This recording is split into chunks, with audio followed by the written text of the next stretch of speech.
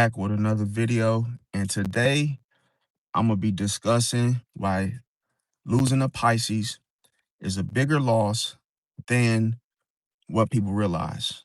And I'm gonna tell y'all the truth that nobody admits. Now, every single person that's ever had a Pisces as a friend, colleague, it could have been anything, mate, teacher, instructor, you name it, has been affected once their Piscean has left the scene. So it's a bigger loss. Yes, it's a bigger loss because it's almost like losing money in your bank account. I've known people that would flip out because their Piscean decided to work elsewhere. But the crazy thing about it is there was no forewarning. There was no way to understand why the Pisces wanted out. But the people are affected. See, it could be somebody you work with that you didn't even know liked you. But until your last day being there or them finding out the last day, they start getting teary eyed, crying. What? You're leaving? Like, no way. You're leaving. Like, yes, way, I'm leaving. And see, welcome, Ghost. Appreciate that. It's like a Pisces doesn't even know they were leaving. Sometimes they may have left a week ago. And now it's like, okay, let me go back and grab my things because I ain't coming back. Like it's certain things where a Pisces, see, people think Pisces does things in it in its exact moment. But they fail to realize that a Pisces has already checked out emotionally. Think of it like this. You're in a hotel and you were gonna stay there a week, but something happened. You observed something, you saw something that you didn't like that made you feel emotionally unsafe. So what you did was you got your shit, you went up to the counter and turned your access key card, your keys, whatever, key fob, you turned it in early. See how in that example, even though you signed up or you paid for a week, you're like, you can keep it. I don't want it. I don't want to be here. That's Pisces. Pisces doesn't let anything hold them once they feel some type of way. And the type of way they feel is, I can't do this. Like, this is not me. It's not that they can't do it. They just don't want to. They just don't want to just, oh, can you just hang in there? Can you just get to the last day? No. See, and I'm going to tell you why. There's different dynamics. One is being fake. Anything that looks like a counterfeit, anything, anything that appears to be not genuine. It could be not, what do they call it when you go to the hotel and you got to pay extra for like what is it called? Is it anomaly? I'm not really too fond of what, I haven't been to a hotel in a long time, but it's just like if they catch something that is not what the real, like what they've seen and how things operate in the hotel. It's like, well, I paid for this and I thought I was getting something different. And then they're like, oh, they refuse to give you a refund or they refuse to, you know, explain. And then when Pisces catches something that's off, they're quick to wash their hands from it. They're just like, you know what? I'm leaving. I'm not dealing with this. Like it's something like, and it sometimes it could be related to an expectation. But see, sometimes the expectation is not like, oh, the expectation that you're thinking about. It's more like I paid for a service and I didn't get what I paid for. Oh, well, I was supposed to have 24-hour access to your swimming pool or your sauna or your your fitness room, and now you're telling me it closes at 10, but I paid 300 some. Okay, you know what? All right, you're not gonna make it right, then I'm leaving. You can, I don't, I'll never come back. And when a Pisces says that, they mean it. Like they will never, like when I'm gonna tell you from my own self. I went to Dunkin' Donuts, and mind you, I was already feeling inside like, you know what? I'm tired. Like, why is this work? Why is this lady work? This little girl, she wasn't little, but why is this young lady working here and she's rude?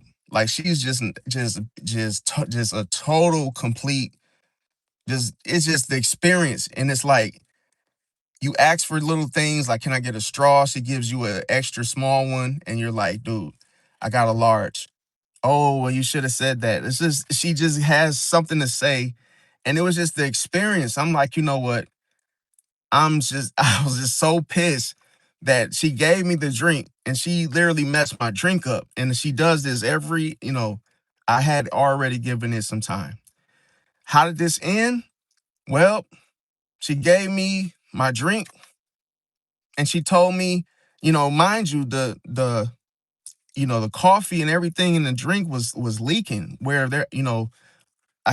she didn't even give me enough napkins. It was like everything was just spilling out the cup. And I was literally like spilling it on myself and I was getting pissed and it was her. So what did I do? I grabbed the damn drink and I threw it at her. I threw the fucking drink at her and told her like I will never eat here ever again. Like, and they were like, call the police, call the police, call the police. I'm like, you can call the police. I'm still not coming back.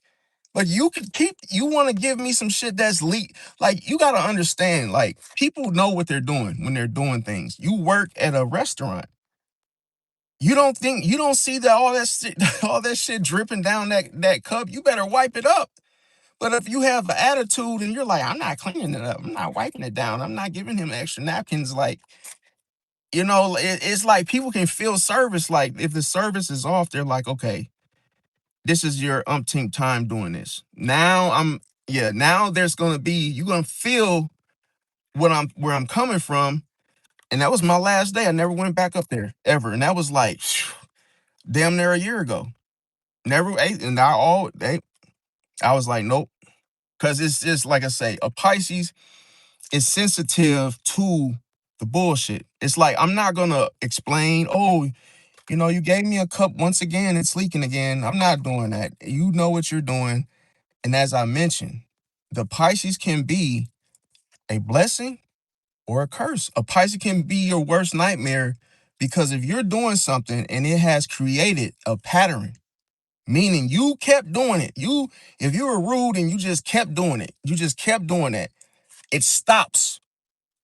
Once you start working with a Pisces, that shit stops. So you got to be careful because if you don't ask a Pisces what their zodiac sign is to find out, that would be your that would be the day of reckoning working with one and not knowing they're a Pisces, because you could have gotten away with something for just, I ain't gonna say a lifetime, but it's like for so long nobody said nothing about your behavior. Then all of a sudden, it's almost like Moses just came out of nowhere, departed the Red Sea, and all your just shenanigans just stopped. Because a Pisces, if you do something, a Pisces will catch it just like a fly in the room. And it's like, yo, can we just kill the fly before we continue? It's like, okay, the fly's dead. Okay, now we can continue. A Pisces not gonna let nothing slide. They're not gonna wait for things to become worse or become uncomfortable. Once a Pisces already feels it being uncomfortable. And the funny thing is, Pisces is not reacting because of itself being emotionally bothered. It's for the underdog. It's for someone that is taking it. Somebody that's afraid to say something about it. See? So it's almost like the Pisces will be the martyr in the situation, the hero, but at the same time, the Pisces will be the one fired. The Pisces will take on something that the person is afraid of, standing up for themselves because of the fear of getting fired. So it's like, oh, You can fire me, but guess what? Your shit stops today. See, like I'm gonna tell you as I'm getting fired, everything you're doing and the fact that your company is going downhill. And you best believe the lesson that Pisces tells you will come to pass. As they're on their way out the door and they've gotten fired, they will say, your company won't last. It will be blown to smithereens within, give it a week. And they'll be like, okay, whatever, whatever. I've seen this happen to Metro PCS. Now, there was a guy that he swindled me out of a phone. Like he gave me a bad deal. See, he lied and made it seem like, oh, if you buy this phone, I'll give you a free phone. And then all he was trying to do was get me to sign up. And then he didn't keep his word. So once I got the phone, I'm like, okay, I get a free phone. And then he's like, well, that's only after you've had this phone for, some time. I'm like, no, that's not what you said though. And he was like, no, that's what I meant though. I said, no, that's not what you said though. And he's like, it's too late. You already signed the contract. I said, you know what? I said, all right. And then I ain't gonna lie. I was young, but I was younger. I had my mom come in the den. She's a Pisces. So she came in there and she's like, what's going on? I said, I paid for this phone and I'm supposed to get another phone, but he's sitting there telling me that I signed it and whoop-de-woo. He can't do that. And then he's like, I could do it. I'm the manager and whoop-de-woo, this is my store. I'm like, bro, that don't mean nothing. It's your store, but it could be taken away tomorrow. Me and my mother was sitting here telling this man, hey man, put your ego back in the box that it came in because none of that's going to work. We are going to call Fox 6 and get them involved.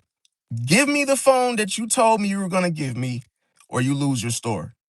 And he said, I ain't losing nothing. I ain't worried about it. I said, okay, I'm going to call Fox 6 and I'm going to have them investigate this store because you guys are full of it. Don't you know the next day, me and my mother drove past. Guess what was in the window?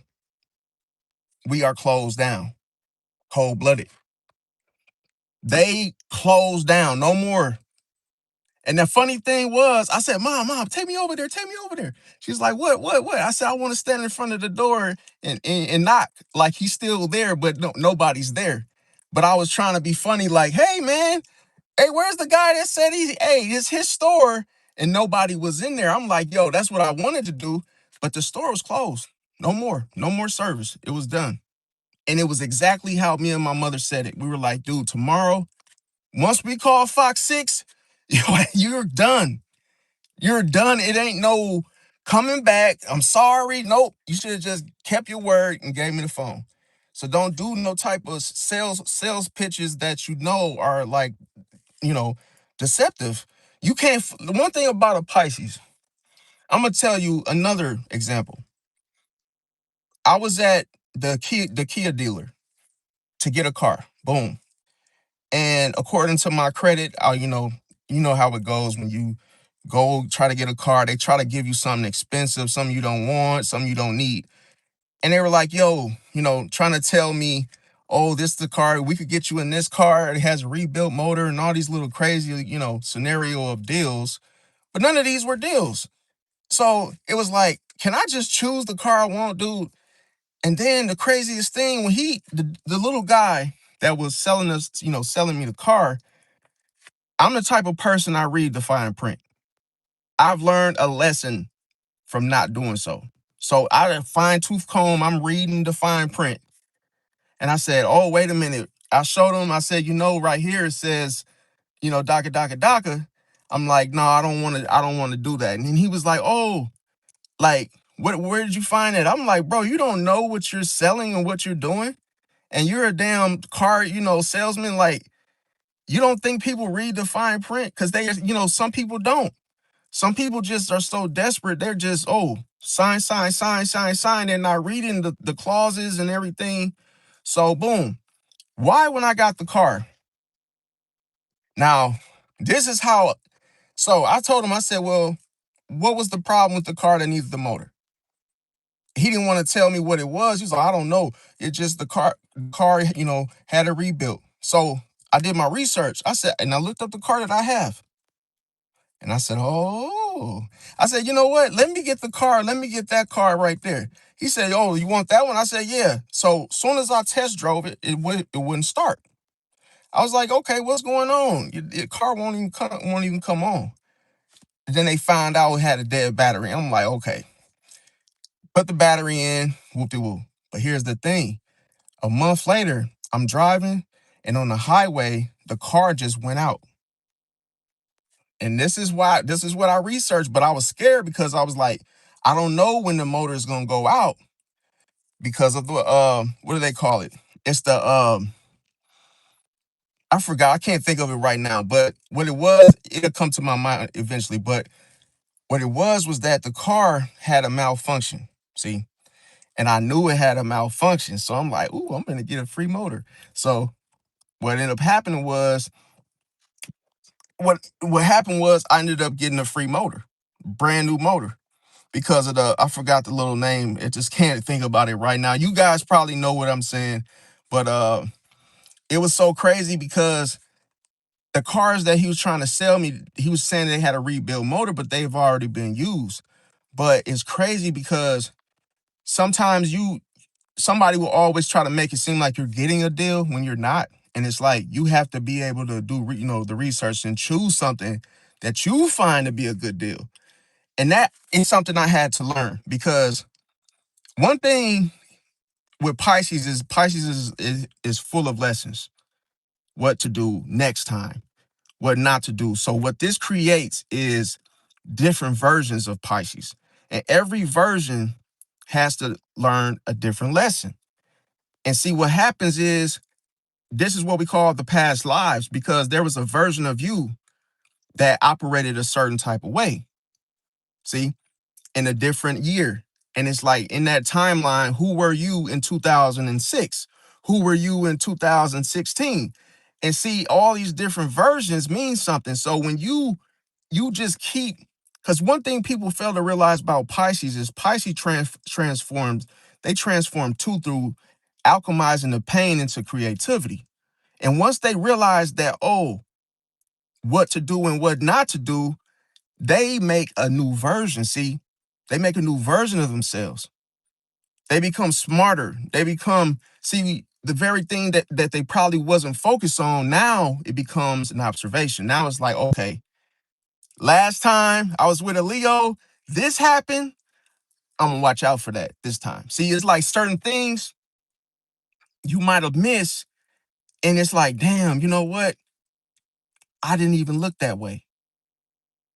See, the thing is, Pisces knows that they got to feel everything, not just, oh, what feels good or, something that makes them feel good. They got to feel everything. They got to be fully aware of what goes on around them because if somebody can do something and you could literally not even be paying attention. And then all of a sudden it's like, bam, it hits you. And then you wonder why it still affects you, even though you didn't notice it. It's like, damn, I didn't know somebody was a loose dog was in the parking lot.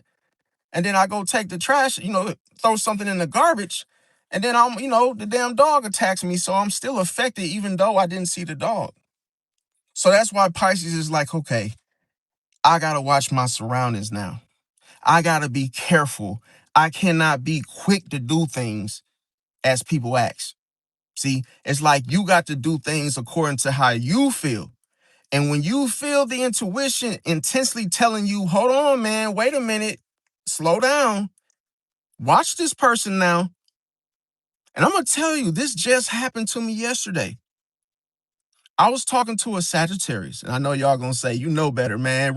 You going to say, Trey, what you know? You talking to a damn Sag, you know that they're not compatible. They're not a good pairing. It doesn't mean that it can't happen, but it's difficult. Now, man, I'm going to tell you, me and this Sagittarian, we were having long conversation with each other. Yes, I met her off the little dating site. And she was she was very entertaining, very funny, goofy, silly. And she was, was she 49 years old. And It was just like it was almost like I was talking to my grandmother or something, right? It was just, it was very, talkative. So we both were like, great yappers, and we're just bouncing things off. But then I said, "Can I FaceTime you? I just want to FaceTime you because your voice sounds so friendly, so goofy, so silly, so pleasant. But at the same time, I need to be able to see your face." She said, "Oh, sure, sure, no problem." So we FaceTime, boom. And that's when things got real.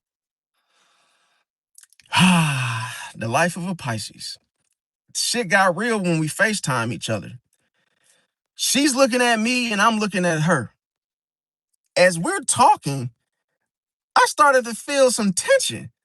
And I told her, I said, "Yo," I said, "you doing a whole lot of smiling." And she was smirking and grinning and just, and I'm like, "Yo, stop it." Because you gotta understand the the facade. Remember, I told you the facade and the illusion are real, bro. And I'm like, why does she keep on grinning, smirking? You know what I thought of? I thought of Jigsaw. I ain't gonna lie to you. She had to, cause she's of age, but she has like it almost like the look that she had on her face was like it wasn't a human being. It was more like she was on something. And then this is the craziest thing, and this is why, if you look at, let me see what his name was, Ted Bundy. Okay, Ted Bundy was a Sagittarius. He was the dude that was, offering people, strangers a ride, then he would kill them. This is now it's so crazy because I got the understanding. How was he so successful at killing those victims? How was he able to, fool them? And I seen it clear as day for myself. Because the mask, the friendly mask. And this is what I said to her. Because she didn't know that, see, I'm a Scorpio riser. Appreciate the gift. Appreciate everybody that's saying I'm not ignoring anybody. I just really had a lot to tell y'all. So, and like, this shit is crazy because this Sagittarius really proved my theory that I was right. So, next thing you know, we're having good conversation. We're FaceTiming. She's looking at me, I'm looking at her. But then something changed because I'm looking at her. Appreciate that. Appreciate that. Dia, I hope I'm saying the name right. And her face started to smirk as if she couldn't hold a gaze with me without her face doing something funny. So I'm like, wait a minute. And then the Scorpio riser in me ended up just, hey, I felt the conviction. I felt that hidden motivation within her face because whatever you hide, it dances around, it runs around within a person's soul. Imagine a mouse being in the wall. You hear it. You're like, yo, something's in the wall, but I can't really fully, observe it because I hear it. And you just hear skirting around. You hear noises in the wall. You know something's there. That's the feeling that I'm referring to. So as her face is doing all these grinning and smirking and all this, I'm like, she's hiding something. What is she hiding? So this is what I did. I said, "Can I come over?" She said, "Nah." At first she said she hesitated. Then she said, "Oh, you know what? Yeah, you can come. You can come over." Right? Now here's the thing. As I started to ask questions, I said, "Well," she said, "What are you feeling? Why are you giving me?" I said, "Are you giving me a look like I just get a sneaky feeling off?" I said, this is what I told her. I said, "I get a sneaky vibe coming off of you it's radiating." You know what this lady told me? She said, "Yeah, you know what's crazy? My father used to always tell me that I'm very sneaky." I said, "Oh, okay. So I'm right about see, look. I said, "Okay, so I'm right about that. So I know you, bro. Listen, I have a gift that I can, bro. I'm not lying to y'all, bro. I have a gift where I can look at somebody and just pick up on so much different energies coming off of them because the illusion is so strong, bro. So watch this. She tells me her father used to tell her all the time, "You're sneaky." And then she slipped up and said, "Just so you know, if you come over, there's no expectations. Like, we can have sex, but like if I, you know," she was like, "I'm not promising anything because like if you come over, we might just watch TV because sometimes I get kind of lazy." So my point exactly. So I saw that Sagittarian. I'm like, that's to be uh I'm familiar with that because Sagittarius, what I'm gonna tell you something. What they're prone to is they'll make plans and then they'll change their mind because their opposite polarity is Gemini. So every time they say, "Oh yeah, you can come do something," it's always that iffy. If well, you can come over and yeah, it'd be nice if we have sex together, but like I'm just not promising anything because there's no expectations. Like so, yeah, I mean, if you come over, like it could happen, but like it all depends on because sometimes I say something and I'm like, nah. See, you saying don't don't what she's really saying is no expectations. But that's a risk for a Pisces. And I told her, I said, well, we could all see now here's the thing. A Pisces could all listen, a Pisces is not desperate. A Pisces could say, well, hey, we could just do it a different day when you're sure. See, when you know what we're gonna do instead of iffy, skippy, because I don't trust that shit. So what I told her, I said, okay, so I said it doesn't have to be an expectation. If you want to be friends with benefits, we can do that. See? No. That's not what I'm saying. I'm not saying no. I'm just saying like if you come over, like if sometimes I get lazy and sometimes I just might not want to do it. And I'm like, I've already met you halfway. I told you it didn't have to be strings attached.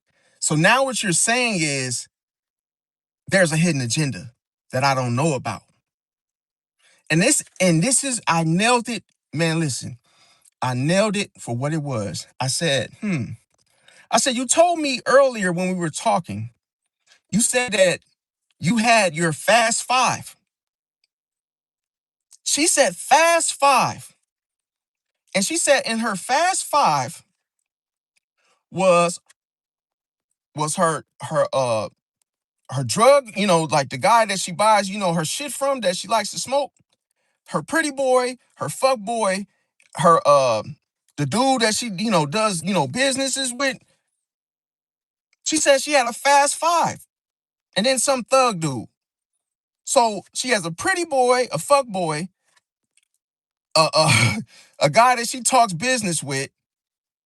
So what is that fast five? What does that mean? Fast five is different personalities. So when she says there's no expectations, I said, oh, you're trying to see, you got this is the shit this is the craziest thing. The craziest thing that I picked up on was she's mutable fire. She's mutable fire. What am I? And I literally slipped my mind. I said, she's just going to adapt to whatever she thinks I want. But she's not going to promise it because she doesn't know if that's what I really want. But there's a catch.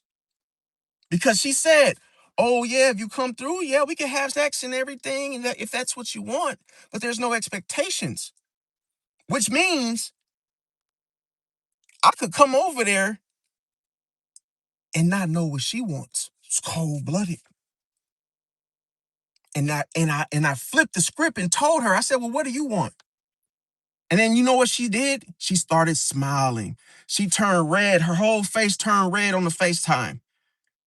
Oh, what do I want? Oh, I'm so surprised that you even asked me what I want. And she started laughing like a clown. And she said, well, you'll just have to find out. Red flag number 3. I'm like, no.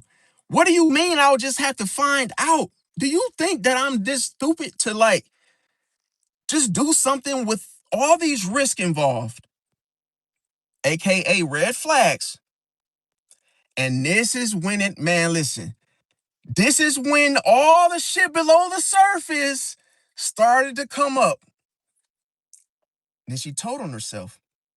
She said, well, I was just talking to my friend, he used to rob people and he was, he's an ex-pimp. He actually was friends with my ex. But yeah, he told me that I should start, looking for suckers and, to get money out of them and then, just let's leave him alone. But what he did tell me was he said that I care too much. He said that you got to stop like, getting in your emotions and, you just got to not give a fuck. My point exactly. So you are trying to set me up. Thank you. I knew that already. That's why you're smiling.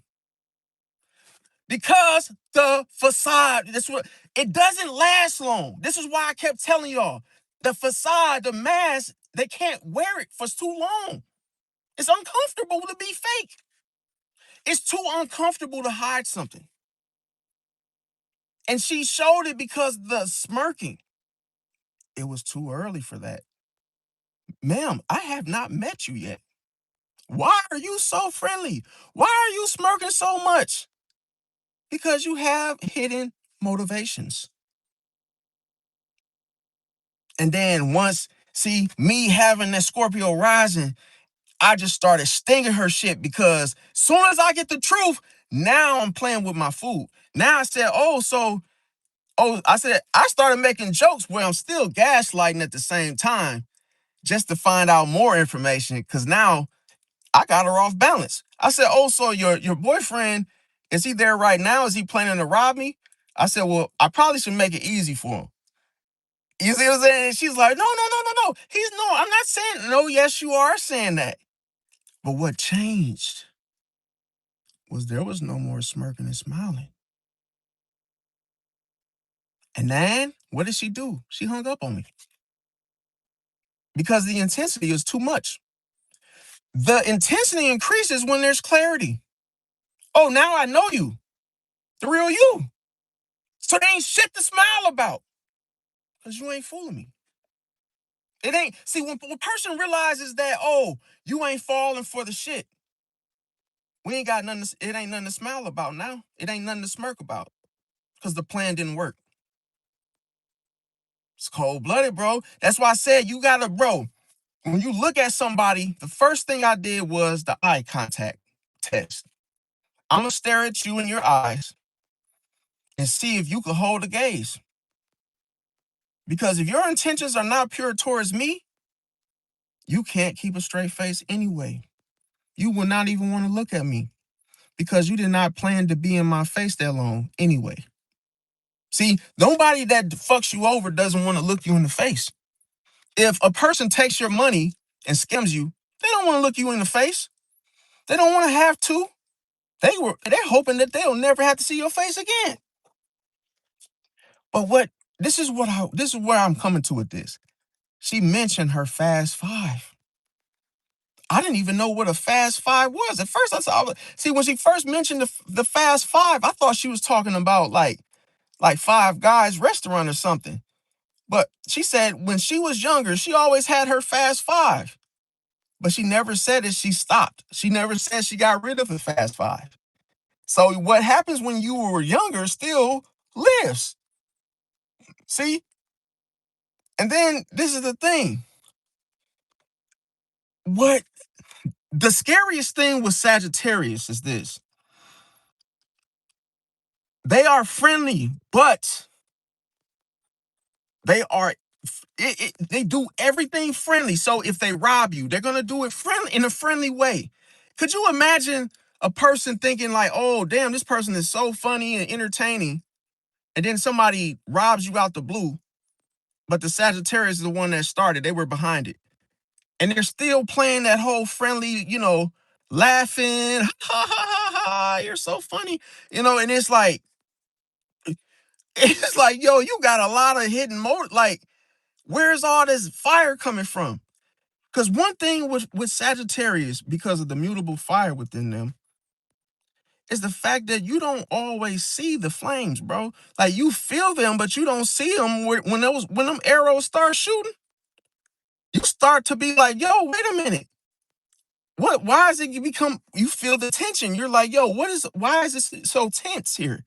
See, because the thing about it is, Sagittarius hates vulnerability. They hate opening up to something. And this is why most times their trauma is them getting hurt and then not wanting to repeat it again. See? But remember, Sagittarius is the hustler, the roamer, the restlessness. See, and the thing about it is they are hyper manipulative. Hyper.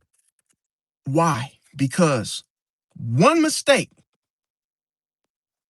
is that the Sagittarius studies you like a book first.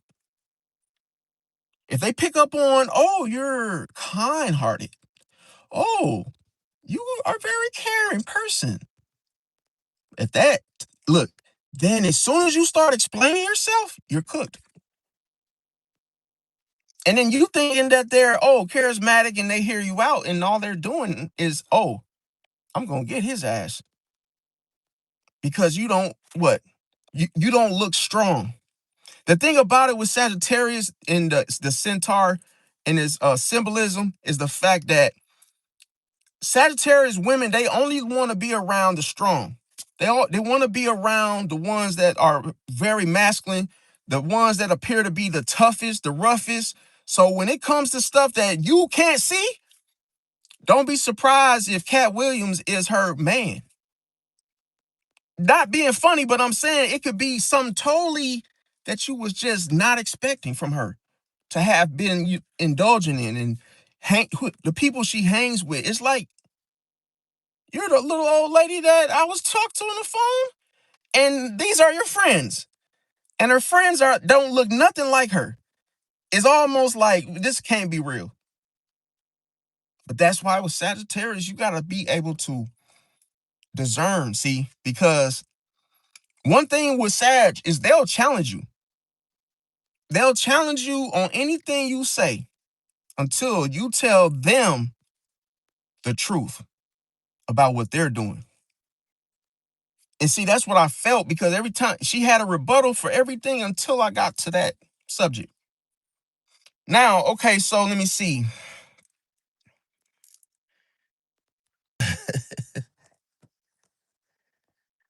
And then she did admit. I said, she said, well, I'm not gonna promise the friend with benefits thing. She said, because for all I know, we could do it one time and I might not even, talk to you again. I said, oh. I said, so you want a one night stand?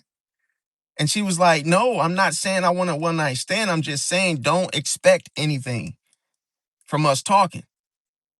And then I said, I'm thinking to myself, like, dude, she is really like, I said, do you not? I said, I just want you to understand something. I said, when you say do not expect anything, I said, that goes for you too. And see, it hit different when you match the energy and you say, okay, no expectations from you, but no expectations from me either. See, don't expect me to be don't expect me to be the person you met. Then don't expect me to be, coming off this way, so I could do something else because you're doing something else. And now I want you to see how it feels to know that. Because one thing is Sagittarius, they don't oftentimes have tact. And this is, oh my God, bro. You can see, you have to have tact. And if you're not tactful about things, you are going to be clumsy, making a mess, slipping and falling. making several mistakes. I can see why her ex said, "Oh, you care too much." And this is the crazy thing that she told on herself about.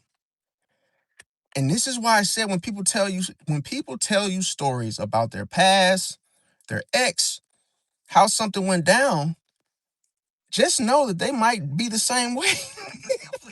They're really telling you how they are, but they think they're telling you a story about the old days, but they're still like that.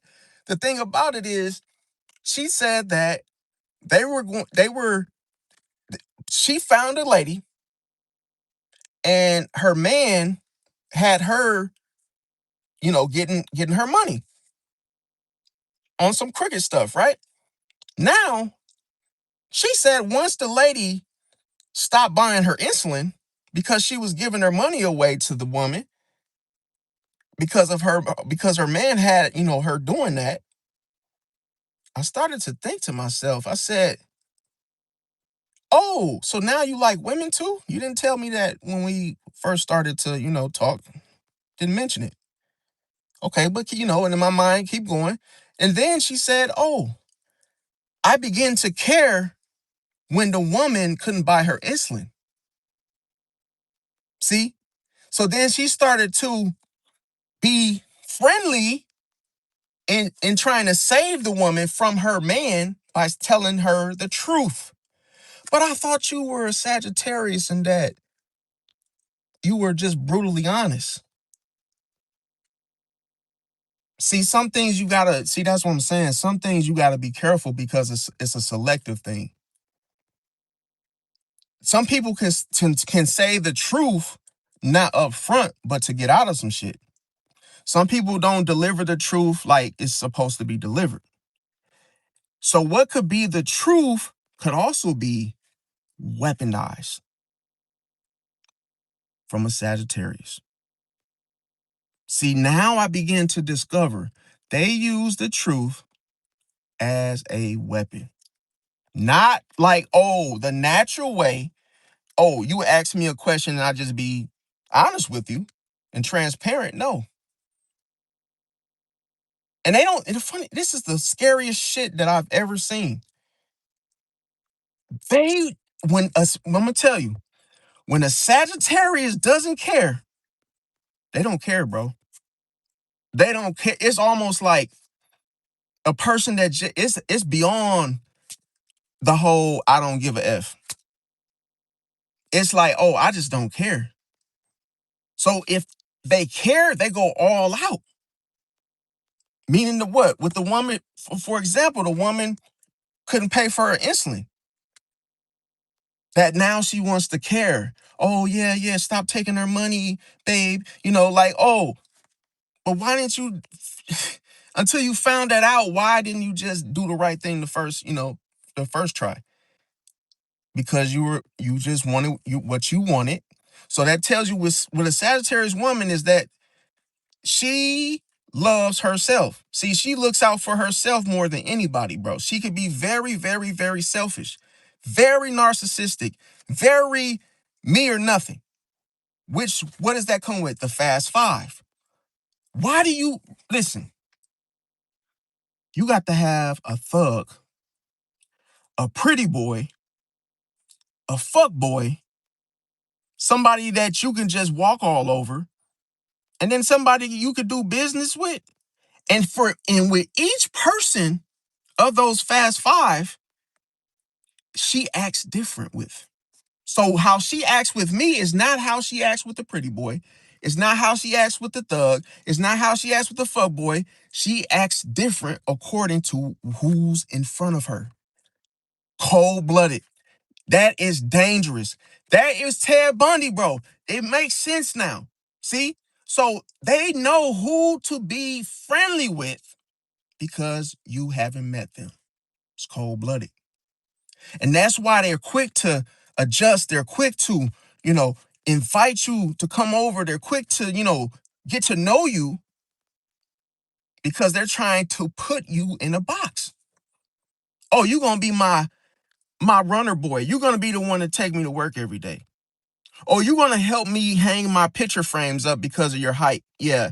You're going to be the guy that's going to be coming over fixing my shit. They want to find something for you to do for them to categorize you in order to get their way. And the whole, man, this is the scariest shit. She does not tell you this shit up front, bro. You got to find out for yourself. Because the thing about it is, she's trying to do what suits her. It ain't got nothing to do with you. And she won't tell you what she wants. She'll try to make it comfortable for you. And this lady was offering me everything just on the first day. And she was making it easy. She was saying, oh, yeah, you can come through and I'll do this for you and I'll rub your back and I'll do this. And, I can warm you some bath water up. Just this lady was pouring this, making it sound so easy and sweet. But you have to see the deception. When a person is accommodating for no reason, it's a red flag. They're trying to make you put your guard down. See?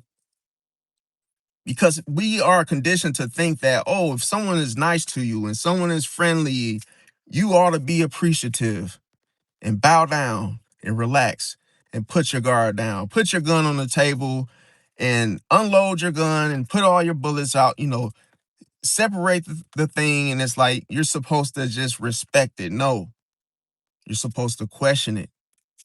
See? And it just simply ask yourself, just ask why. Why do you want to rub my feet? Why do you want to give me a BJ? Why do you want to get the bath water? Why do you want to cook me a meal when you just met me? What are you trying to get from me? But instead of saying what she wants from you, she's trying to make it seem like, oh, I'm just a friendly person. I just want to see everybody win. Bullshit, bro. And it's to the point where when they say that Sagittarius, both men and women, they are the worst liars, it's true. It's true. They can't lie. It's like, some people do things and it's like they do, it's like they're just, I don't want to say it in a judgmental way, but it's like they're not good at lying. That I can see that. Like their lies are easily detectable. Like, oh, in a minute, it's so crazy is that when she hung up on me, she tried to lie and make it seem like, oh, we lost connection. Because she was pissed. But she didn't want me to see it. She wanted to look stoic and look like, oh, nothing of what I was doing bothered her. But what she did do is she picked a fight with me, not a physical one, but of knowledge. And you know what she said? She said, oh, are you asking me all those questions because you do that little astrology shit that you do? She said, because, one thing about it is I don't let that type of energy come in my house because it leaves my house upside down. And she was like, and I'm a Christian.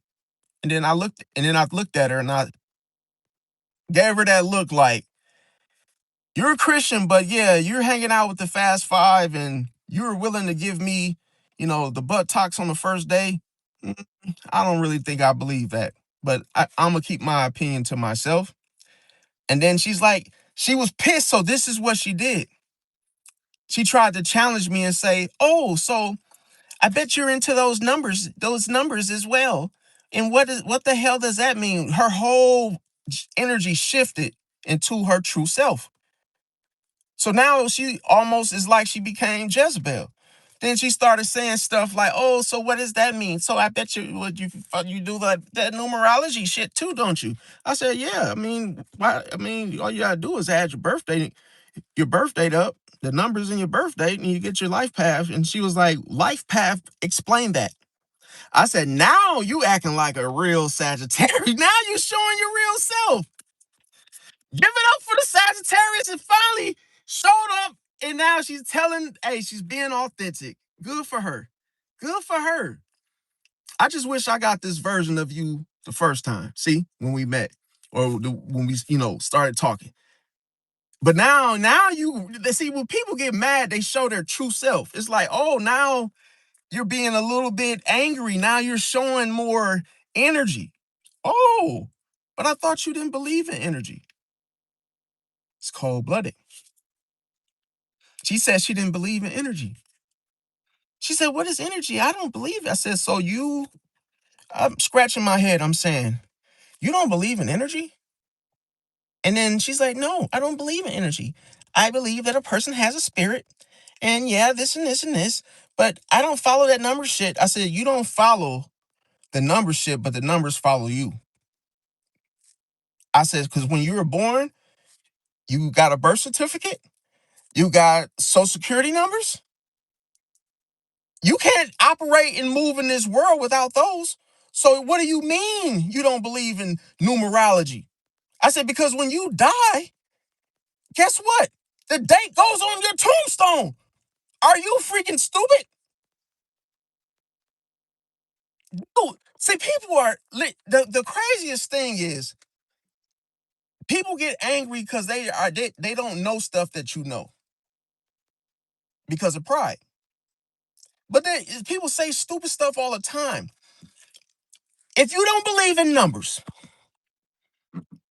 go to Walmart and buy a shirt, buy a pair of pants, and buy some shoes. And don't look at the numbers. Don't look at the numbers because you don't believe in the number shit. And watch, you pick the wrong size shirt, the wrong size pants, the wrong size underwear, and the wrong size shoes. So what does that show you? Numbers mean something.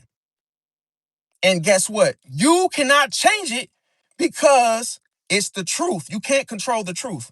It is what it is. It'll always stay here. Even if you don't believe in 32, guess what? It's still going to be 32. You can't say, you see, certain things that are set in stone, you cannot change, bro, just because you don't believe in it. That's like saying, oh, if I mix two colors together, I get a certain color. I don't believe it. It's not going to change just because of your freaking human mind. See, that's the thing with people is just everything has numbers in it. You got to just accept it for what it is. It's the truth. And the truth is what matters. See? And it doesn't take a rocket scientist or bro science to understand it. But anyway, anywho, that's just my this is why I try to tell. I'm a truth seeker and I'm a realist and I get to the bottom of it. See? To expose the truth because people are afraid of the truth. And the energy situation was just stupid because the sun has energy. The sun in the sky holds energy. That's why it's so bright. That's why it's so hot. That's why it radiates because of its presence. See, the sun and even in the sky, everything is celestial. It all requires and holds an amount of energy in its frequency. See? So even if you say, I don't believe in the sun, even though I can see it, I don't believe it. You're smoking some shit. That's what it is. Just give it is pay it which way. You're gonna believe in something. So if you don't believe in what you see, then you might believe in what you smoke. See? And that just show you just how smart people are.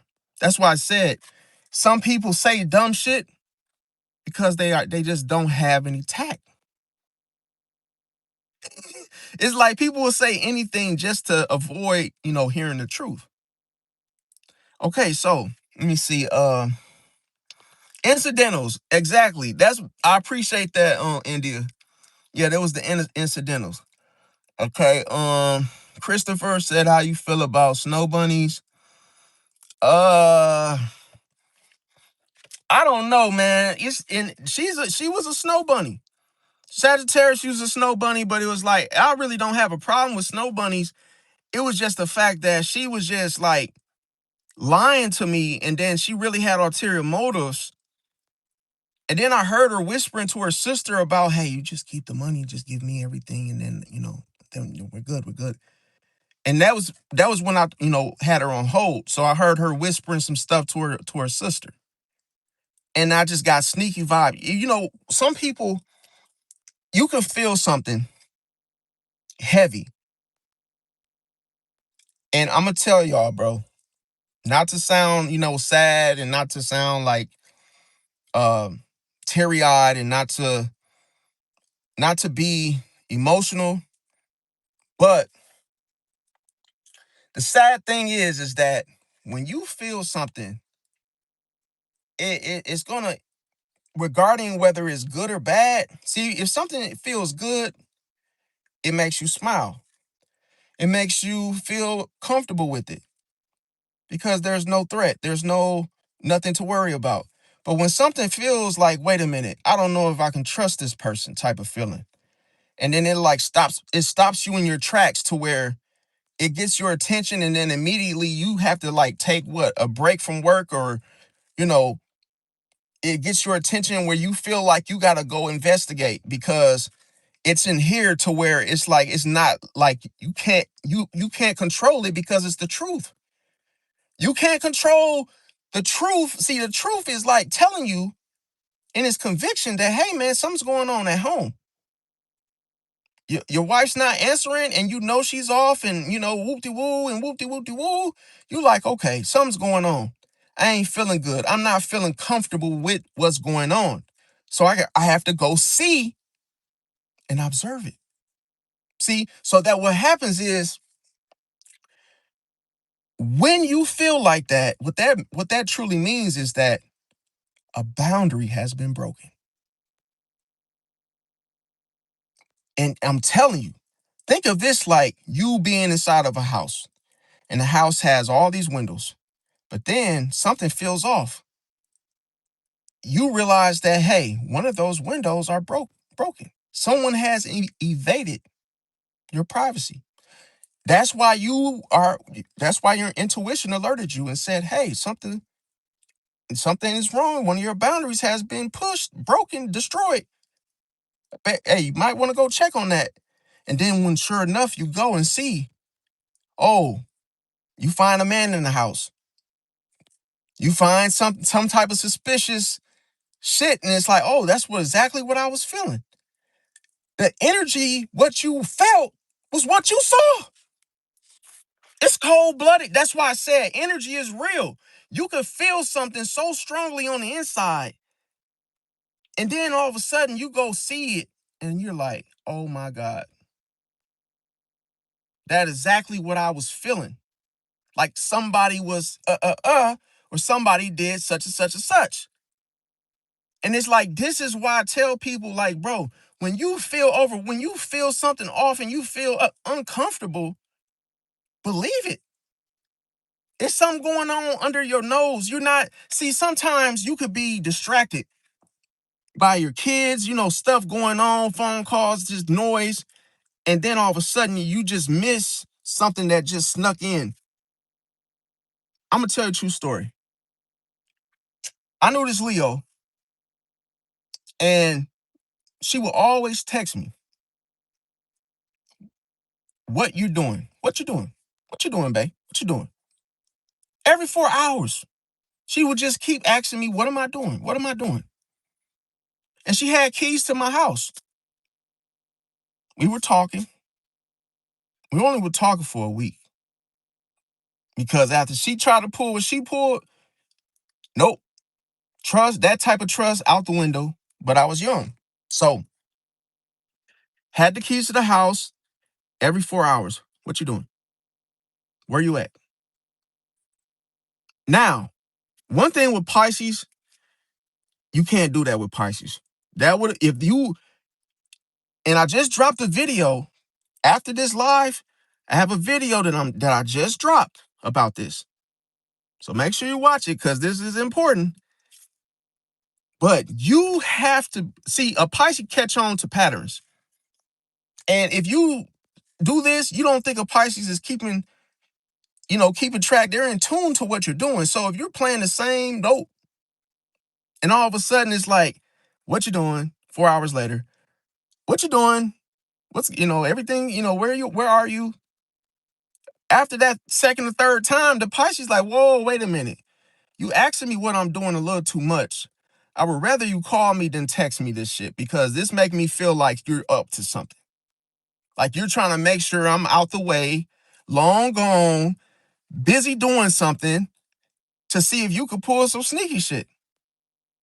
Because what you're doing is not even a conversation. That's more of a, oh, I'm trying to monitor you.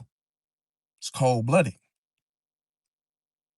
Your parents did that to you as when you were a kid, what you doing. Because they want to know where you're at and knowing that you're not into some shit. But you gotta be careful because that can sound like someone's checking on you, but they're really monitoring where you are because of where they are. It's cold-blooded. See, a woman can have two phones and you will never know. She could be cheating on you and you only knew she had one phone. Why would you not know she had two? Because you never saw her with two. That doesn't mean that it's not there. Just because you can't see it, she could be cheating on you and you always see her alone or with Brenda. But that doesn't mean that it doesn't mean that there's no guy in the picture because she makes sure you don't see him or you don't bump into him by the timing. Oh, what you doing? Oh, I'm at work, babe. You know I don't get off to 8. That's too much explaining. That's too much information for someone to ask what you're doing because they're going to hear that. And guess what? They're going to go to whoever else they're messing with. I got to 8, but hey, I really got only to 5 because you never know. He could come home early. And then here's the thing. See, you do this to a Pisces, you are going to be in for a rude awakening. Because a Pisces will catch on to your little what you're doing and what you're doing 3 hours later. And then a Pisces will, I'm not feeling good. My tummy hurts. For some may say that. A Pisces will come home early unannounced, walk in, park maybe 2 or 3 blocks away, and just wait and just wait. And just a little, just see what happens. If the Pisces notices, oh, you do it and that door never opens up, but let's say the reaction. See, the truth is in the reaction. Never forget this. How a person reacts to a surprise is your answer. Because you tap into their subconscious when you do something that they were not expecting when they're up to no good. Because now, if there was a pattern and you came home early, unannounced, and this is something that she has made a plan, oh, you can't be doing that. So she comes home or she sees your car or spots your car 2 blocks away and she calls you and says, "You are at home and you didn't tell me?" What changed? What changed? I shouldn't have to tell you that I came home early. And why are you so surprised? Because now you think I've already saw you. It's cold-blooded. You've already think that I've seen the other guy and not said nothing. So this is a test to see what you know. That's why you are not supposed to explain shit. It's cold-blooded, bro. That's why I tell people if you feel something, all you have to do is watch. All you gotta do is watch them, not say nothing. Just watch them. Because a pattern is a pattern. If you're doing something sneaky, it's like every 4 hours, it's every so many seconds. After time passes by, it's a loop. See? Just like music. You gotta sometimes when you make a beat, it's gonna keep going until you trim it, until you cut it. See? But if you let it keep going, all it does is just keep looping. So in behaviors, this is what people do. They do something sneaky, then they get used to it, and then this becomes a schedule. There is no schedule when, oh, you show up early. Because now you have put what? You have thrown a curveball in their plans. Well, oh, he's home. Now that doesn't mean that she can't do it elsewhere, but if that was the convenient way, she's going to react. And the reaction is always the reaction happens because there's something that the person doesn't want you to know. See? Otherwise it wouldn't be a reaction. It's like if you have something that let's say you were let's just say you were fapping. Let's just say you were jerking. You were jerking off in a room and your parents, were asleep. And you had some stuff in that room where if your parents found out, that's it, right? And one day you thought your parents were going, at work for the day. So you just started, pulling all your little tapes out and you're in there, you know, doing, working for Whacking Hut. You're just in there just beating down the walls of everything, pounding on the walls. Next thing you know, the door opens up. Wait a minute, what the hell you in here doing? And you didn't even think nobody was in. You didn't feel nothing or hear nothing. You look over your shoulder and you're caught with your pants down. As they say, you're caught with your tail between your legs. You know that saying when they say, "Damn, you always catch us with my goddamn pants down. Damn, you always catch us with our pants down." But this is the thing, you get caught. And then what happens is the reaction. So this what y'all doing? So y'all just gonna sneak up, not knock, just gonna walk right in? Damn, man, y'all, you see how now the person trying to deflect, like, oh, you didn't just get caught. What you mad at me for when you the one in here doing this? It's like you the one in here doing something that you have no business doing. So why are you mad? Because you got caught. The reaction is a person getting caught. That's why if your girlfriend reacts to you coming home early, you doing something that is supposed to be considered normal. It can happen. You're not feeling good, you come home early. Or hey, when the census is too high, they let you go home early. It happens. So with something of that nature, you're getting yelled at, questioned for it, red flag. See? Because of something you're doing is offsetting something they're hiding. It's like, oh, hey, babe, why did you leave your freaking, your Spider-Man underwear under the bed? Or why did you leave your coffee mug out? You should put that away. It's like, well, this is our house. Well, why would I put it away? Oh, maybe some guy, you don't want a guy to see my Spider-Man underwear under the bed. See, and I ain't gonna lie to you. There's a lot of stuff you gotta you gotta watch out for because a lot of times women do have some of them. They have like things under their bed that they're unaware of because when guys, come over, they leave their underwear, they kick it under her bed or just, use condoms or whatever. They always, have shit just caked up under the bed that they probably just don't even know it's there. See, this is not a place that they would just constantly be, checking. So this is stuff that you find because it's what you can't see. Now, let me see here. Okay, so I do apologize because I know I kind of went off on a whole nother trailer of examples, but yeah, let me see here. Okay, so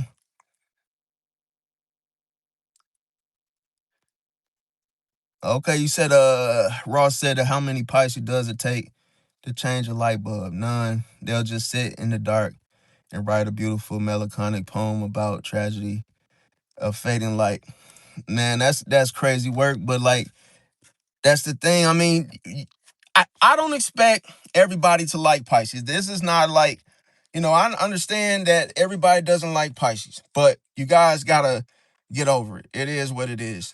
Even though you may feel some type of way, just like any other sign, you cannot change a sign. Okay. Now, Let me see. Ross said his ex-wife is a narcissistic Sagittarius. Said I ignore her to this day. Damn, what has she done?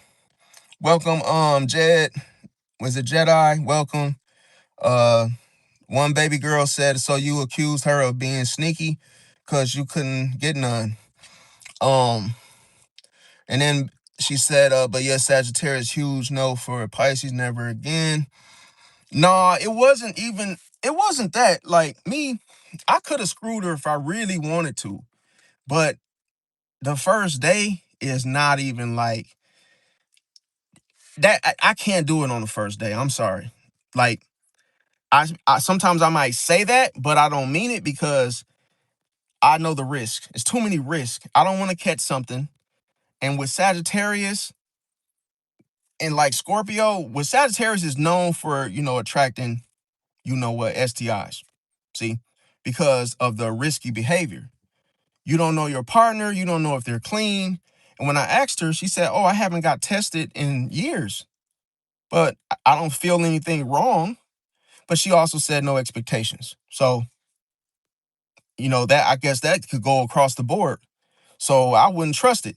So I feel like Sagittarius are good for people to get lessons from as well, knowledge, because sometimes a part of your brain doesn't work the way that it should because you don't question things or you don't question things enough, or a Sagittarius can present something to you and it's like you can't be fooled by the way she's coming off with it. You can't be fooled by the way she delivers it because you can. And don't sit here and act like, oh, your shit don't stink. Don't try to sit on here and say, well, I'm a Sagittarius, I don't do that, because you do something. Just like me being a Pisces. We all have a dark side. But what the difference is that I accept my flaws just as well as my strengths. I'm 100% authentic. If I did something, as I mentioned, I wanted to, chop it up with her. I still wanted to get to know her aside from her being a Sag, because I believe that everybody could work. But unfortunately, only if that person matches your energy, because it will never be a connection if they only gonna give you 50% or 0%. Like I say, expectation mean, hey, no strings attached. But that's just one Sagittarius. But at the same time, all I'm here to tell you guys is that what to watch out for, because I'm not gonna sit on here and tell you all the shit you want to hear about, far as the zodiac sign. I'm gonna tell you the truth about the zodiac signs and what to watch out for. Because if I sit on here and tell you, oh yeah, all Sagittarius are good, yeah, go ahead, and even if they make you some chocolate chip cookies, you should eat them. Yeah, yeah, yeah. Take the risk, take the chance. Even if there's no expectation, still go. And yeah, live your life and don't just ignore the stars and ignore the numbers, and just, have fun, because you only live once. So, I couldn't do that to you. I will feel so bad lying to y'all. So that's why a lot of people come on my channel, and this is why I tell people, if you are, listen, it's no fuss given for a reason. I'm not holding back anymore. That's why I changed the name of my channel. I'm just going straight in. I'm locked in. I'm going straight in to the core, and I'm completely exposing everything. I'm not hiding. I'm not finna, like, what they call it, the eggshells. I'm sliding on the eggshells. I don't care if I fall, I get back up. I'm slipping and falling. I'm rolling around in the mud. I'm kicking mud. I'm slapping tails. I'm, whatever it takes. I'm not, put it like this. I'm not gonna stop. Okay. Now, another thing is, let me see. Oh yeah, yeah, yeah. Definitely raw head said their fear of commitment can lead to flakiness. Yes, definitely. And it's not even a fear of commitment. It's just because of the motivations, the hidden motivations. See, this is why I tell people, even aside from zodiac signs, you must always find out what someone else wants are, because it's not just about what you want. Find out what they want and make sure that you are included. Because guess what? If what they want has nothing to do with you, then they're going to play you. It's just going to be a take, take, take. Oh, what you can do for me, what you can give me, and you don't want that because it's not going to work anyway. So that's why I tell people you have to be 50% of willing to work with who you want to be with. It's like saying, let's go get some lobster. Let's go to Red Lobster for dinner. And then all of a sudden, the person says, "Well, I don't eat soul food. I don't eat, no, I don't eat any type of seafood. So, I think it'd be better if we go to Buffalo Wild Wings." Look, if the date, this is why people don't like to, this is why men, they don't even like to do the whole dating thing because the stuff, people are picky. You offer something, it's like, oh, well, I don't eat that. Well, I don't do this.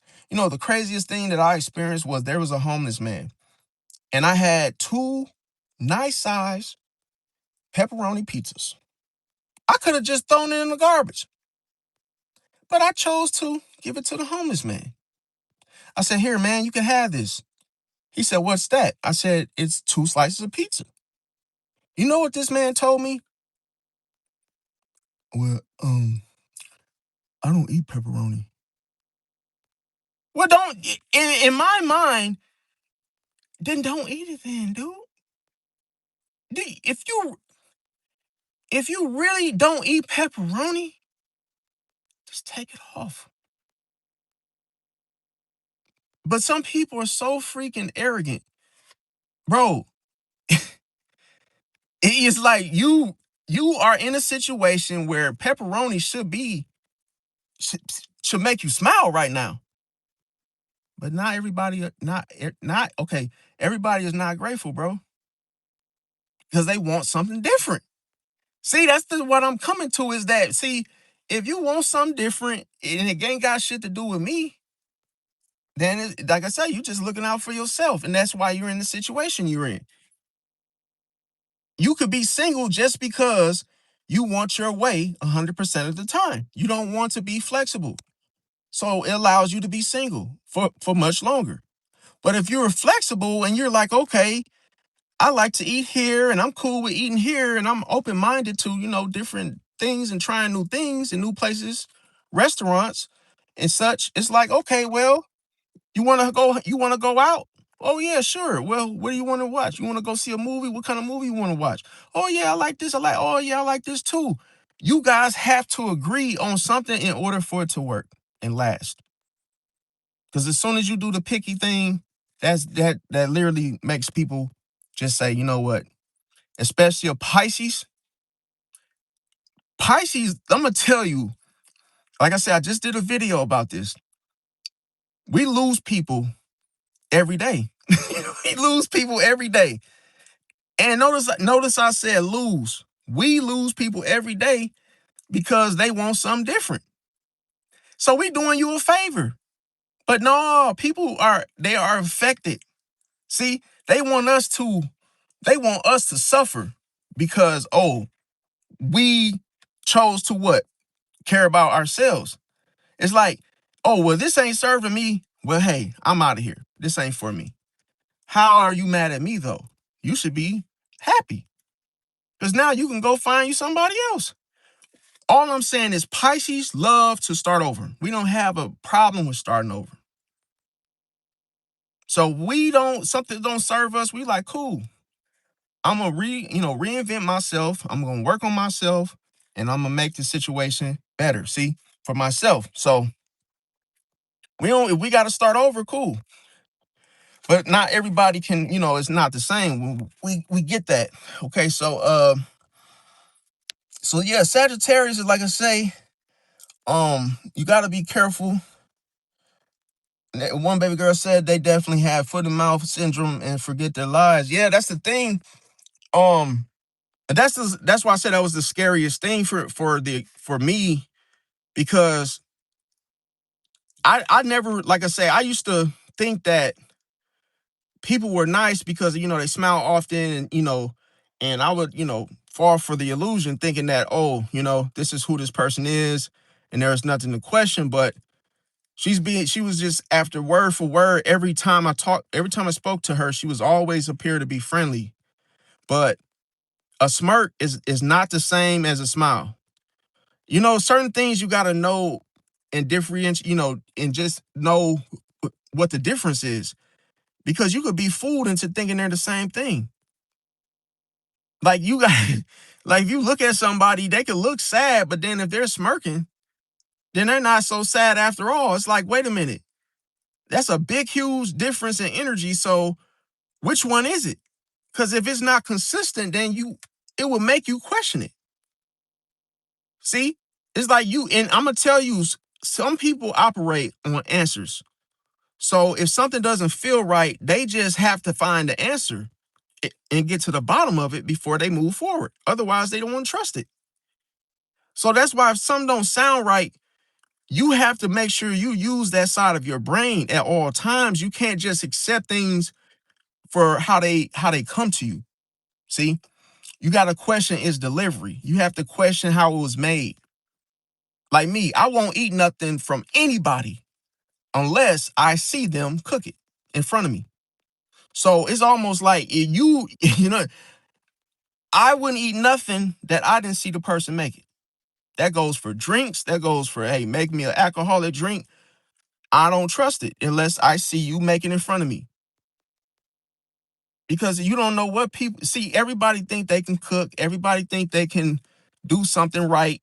They think everybody like they banana pudding. Everybody, all these type of things. And it's like, you don't know how yours is made. You just don't know. How can you eat something? How can you eat something when you don't know how it was made? Who made it? It's funny story is that one time it was a situation that a person was making a pot of greens, right?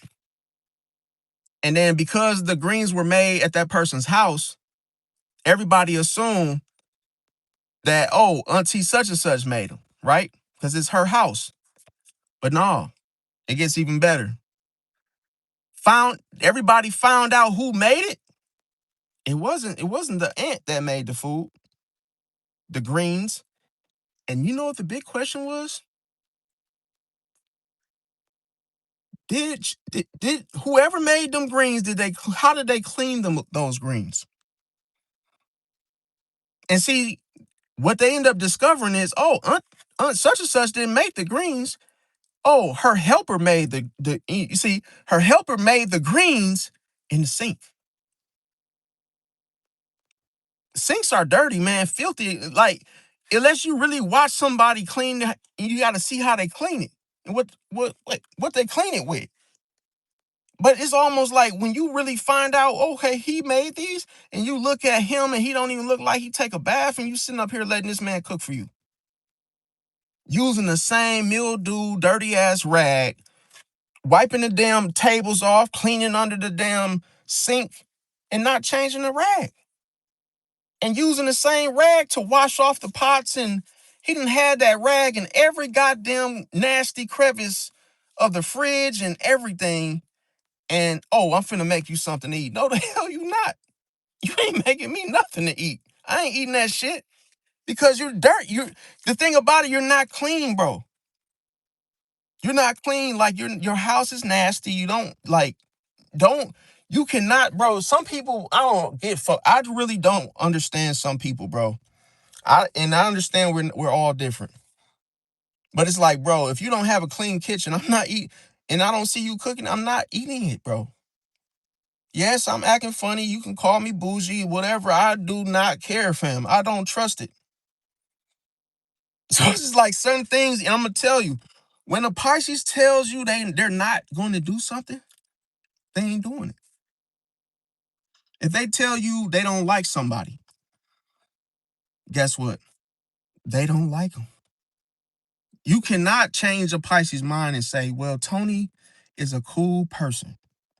Trust me. He would never do the things that you think he would do. It ain't got nothing to do with that. I don't trust him, and I ain't fucking with him. Point period blank. I'm not. See, Pisces has a reason why they don't fool with people, and they don't owe you no. They're not gonna explain to you why. It's just the answer is no. And the thing is, because Pisces can feel something intensely, and they know so they find out the answer, and they realize, man, I got to get away from this person. I can't even sit. And sometimes a Pisces can hold on to something they feel and not say nothing, and then they realize, okay, I got to move around. See, but sometimes you just can't say that because of the backlash, because you got to look at, okay, I got to be emotionally safe, and I got to be able to escape. See, safe. So you got to know, some people find out how you feel, they react. And when they react, somebody gets hurt because the reaction is what they were hiding. So somebody might not like you, but then, oh, they'll tolerate you. And one thing about a Pisces, they hate to be tolerated. Don't be trying to act like, oh, don't try to tolerate me. If you don't like me, that's cool. But don't tolerate me and still let me come over and let me, indulge and chill. And no, if you don't like me, don't invite me to nothing. Don't try to tolerate me, because then what happens is that's where the fake energy is, the fake love. Could you imagine somebody say, hey man, you can come watch the game with us, even though we don't really kick it like that, and that's your cousin? You like, hell no, I don't even get with you like that. Like the real authenticity of the situation, we don't F with each other. I never see you but maybe what, twice a year. I'm not coming over to watch no damn game. You We don't even talk. That's just the realness of the situation. It's the reality of the situation. But some people will say, oh well, I ain't got nothing against you and you can come watch the game and woo. What am I gonna do? Act fake and act like we the best of cousins or friends? No. Because the thing about it with Pisces, the family gets it too. It ain't just the friends and the strangers. No, it's everybody. Okay, let me see. Somebody said, Gorgeous said that, hello, I'm married to a Sag, horrible energy. Why is that? Like, I would like to know. I'd like to know y'all experiences with Sag, because mine was like, I really liked it. Well, I ain't gonna say like I loved her, but I was looking forward to meeting her, but I did not expect, the smirking is what, the sneaky vibes is what threw me off. That was just my experience. Let me see. They don't, and the whole thing is when they don't make up their mind, it's done on purpose. See, because they don't want to be like, oh, if something happened to you, they don't want to be responsible. See, so like, let's say like you, let's just say for example, you go, God forbid, you go hang out with a Sag, and you don't leave the same way you came. Okay, it's like, oh, I'm not responsible for your injury. I'm not responsible for your headache, your whatever it was. I already told you up front, no expectation. See, but what you got to understand, like when you tell somebody you could come over but no expectation, you could do this but no expectation, it leaves room for, why do you think I would expect something from doing this? See, like people don't understand. See, subconsciously, a person can tell you something, or give you something to think about other than what you guys would naturally do. If I'm just coming over and I'm just company, or we're just gonna watch the game, why would you tell me, well, you can come watch the game, but but no expectations? So that means that something can happen other than us watching the game, and it could be either good or bad. And the thing is that Sagittarius has a tendency to downplay things. So sometimes they can leave details out of shit and they can make something sound like, oh, we just gonna watch the game, but then you come over there and then all of a sudden there's like three guys that are over there as well. You like, yo, you didn't tell me. You made it seem like it was just you. You didn't tell me you had three of your little stooges over as well. So that could be a thing and that could piss people off because Sagittarius would think that shit's funny. Like, oh, like knowing that you were coming to screw or you had one thing in mind and then all of a sudden you notice it's three people. And sometimes that can be considered the scapegoat because these people could be her excuse or alibi to why she's telling you not to expect something. Maybe she wants to see your reaction. Maybe she wants you to come over and she wants to troll you. Because sometimes Sagittarius, they get bored. And sometimes they create tension just so they can laugh at it. See, it's like if somebody's like, yo, I got this guy that wants to, that really thinks I like him and I don't. And yeah, he wants to screw around and I told him that he can get some ass on the first date. And don't you know he fell for it? And then like, so I'm gonna have him come over and then it's gonna be three of my friends. We're all gonna be watching the game, right? And then as soon as he comes in the door, I'm gonna be like, yeah, these are my cousins and yeah, they're leaving soon. And they have this whole freaking plan. And it's like this type of plan can really set off some shit. And let me tell you something. This is completely normal for the reckless, adventurous Sagittarius. See? And you could think, see how you go into this situation closed-minded. And you look at somebody that is curious in trying new things just to avoid the whole feeling of being bored, right? In its abundance because of Jupiter influence. So if they come up with something that's like to embarrass you, oh, it would embarrass you on a whole nother level. That if you're closed minded, simple minded, it would literally make your head explode because you wouldn't even be able to understand why did this person do this. It was uncalled for. See? So that's why you cannot take a Sagittarius serious because they're not going to take you serious. I'm going to tell you, everything is in face value. See? They take everything at face value. So it could be, y'all can make plans on the phone and it never happened. She can say she's going to come with you to do daka, daka, daka, daka, daka, and it don't happen. But then you could be sitting in front of her at face value and she'll say, oh, you want to take me to the store to get some cigarettes? Oh, yeah, yeah. Okay, come on, come on, come on. And get up and go. But she will not make any plans with you.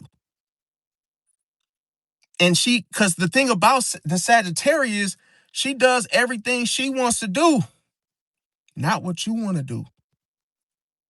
So if you say, oh, can I come over your house or can I, can you come with me or you try to be the one to lead, she would say, well, let me get back to you because she wants to be the leader. You got to be careful because she can lead in a sneaky way, but make you feel like, oh, you're the one that's leading. And then all of a sudden, as soon as you get there right in her face, she'll challenge you, meaning your masculinity, and say, oh, can you put up my blinds? Can you take me to go get cigarettes? Or I think we should go get cigarettes because right now she'll make a scene like, oh, like I gotta do it. You gotta take me. It comes in a you oughta, you do this. See? So it's like, oh, she's running you because at face value, she's gonna challenge you. So you gotta be the type of person that says no. Because the Sagittarius teaches you where to place your boundaries. And it all, because she's going to challenge you and you're going to feel it. You're going to feel that uncomfortableness like, wait a minute. I didn't say I was taking to get cigarettes. So now if I say no, does that mean I don't get no ass? And now you see how you're trying to get your way and you're trying to, oh, now it has you by the balls. Now you feel like, oh, I can't say no because we're looking at each other and I'm over here now. And you got to just say, you know what? I ain't going to I'm not going. Okay, well, you can leave. Okay, cool. See, you got to be willing to leave at any moment when you're dealing with Sag. You cannot be too serious thinking that y'all got plans for the night. You're going to spend a night. You're going to do this. You guys are going to go do this because guess what?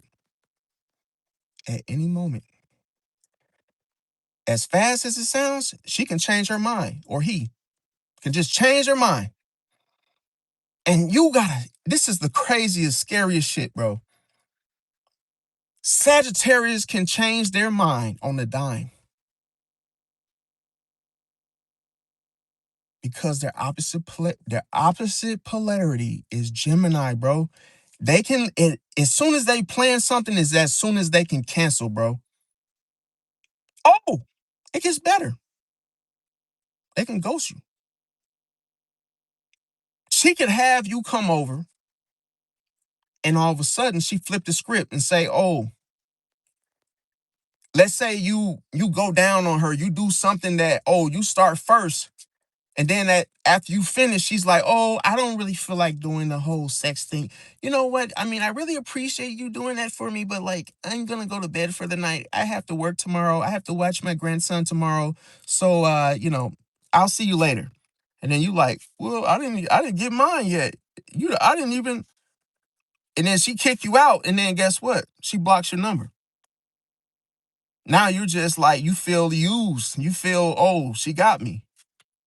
And then she's just laughing her ass off and telling all the shit, spilling all your secrets and everything she had you doing that you didn't know about, that you thought you were making decisions and she was making you do stuff under your nose. And that's the thing with Sag is she's the gossiper. She could be the gossip queen that tells all your business and laughs at you in mockery. She uses mockery when you catch her on her bullshit. She tries to laugh things off like, oh, yeah, you're so funny. Like, yeah, you're really into those numbers, and yeah, you really know things. Yeah, I see that. But she's not laughing with you, my friend. That is a nervous mockery because she's mad, bro. She doesn't want you to know at face value that she's mad. See? She hides it. See, Sag, listen, bro. The only way that you could get a explosion reaction out of a Sag is not to smile when she smiles. See? Because listen, a smile, I'm gonna tell you that this is the secret, bro. A person that smiles at you expects one back in order for them to feel that you bought the smile. See? But when you don't smile back, that says a lot. That means I see you. I know it's fake. I'm not buying it. And that person feels uncomfortable because now the illusion is destroyed. It's shattered.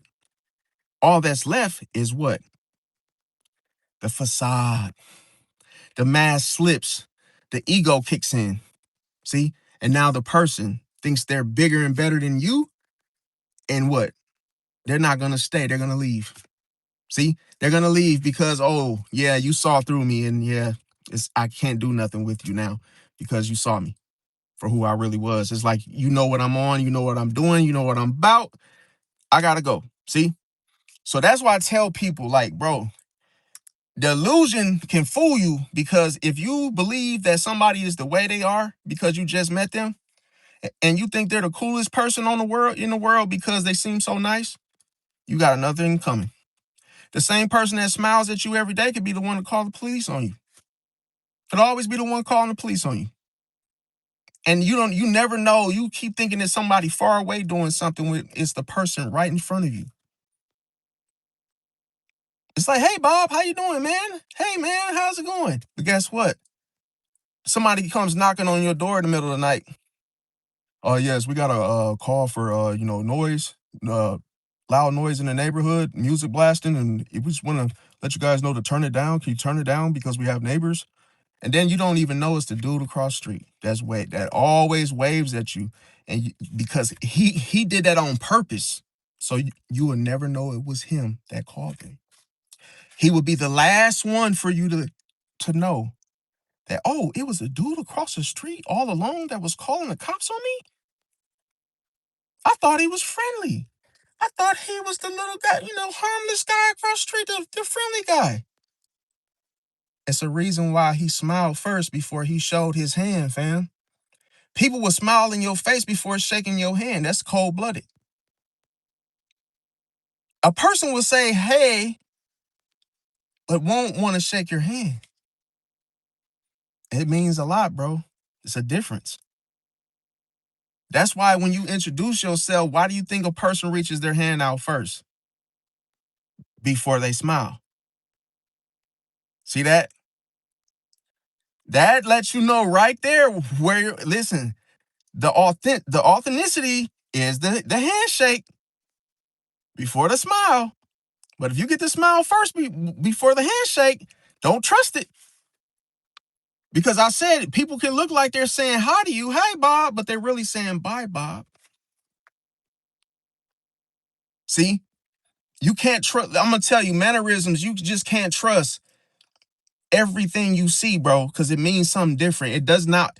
That's why I said that life is an illusion. Because you could look at something and think that it's one way and it means something totally different, but it looks the same. You could look at one lady that's actually friendly. She's really, really friendly. And she lives like that consistently every day. And then that looks the same as somebody being shiesty. And then that's smiling. So you got to know which one is the counterfeit.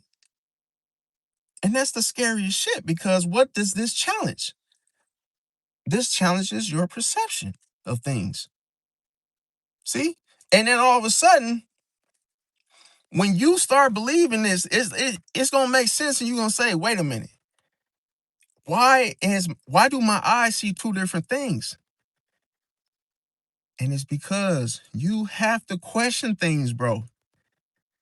You have to question everything you see. See, it's like when you question things, now it gives you a break. You feel relief because you're not desperate. You're like, this person seems friendly, but let me get to know them. Let me see if let me give them a month. See? And as the days go by, I'm going to see if this is the same person that's going to act the same way when I'm in their face and when I'm not there. Because a person can prepare for you. See? And then when you disappear, they can go back to their true selves. See? And then all of a sudden, you reappear. And now, oh, I thought he was gone. He's back. Well, oh my God, they feel uncomfortable now because they were never genuine. They never liked you, but they thought, oh, they were only going to see you one time. See that? That's what I'm saying. People think they won't see you again. So they're so nice when you first see them because they're really saying bye. And you thought they were saying hi. See, that's why I'm trying to tell people, like, this will help you because this will really open up your subconscious mind and others. You will end up triggering other people's subconscious, and they will show you their shadow. And you would be like, oh shit, this is different. And I'm telling you, man, because people, bro, it's crazy. I tried, like I say, I tried this on the dog, and it was the same thing. So the dog, he was outside, he wasn't on the leash or a chain or whatever you call it in the yard.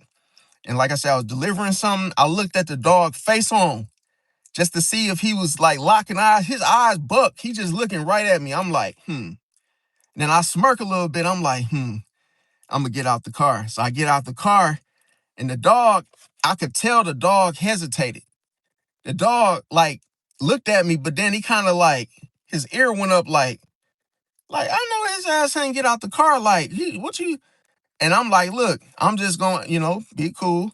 And then I was like, I'm gonna see how long does it take him to bark until I get to as I get closer.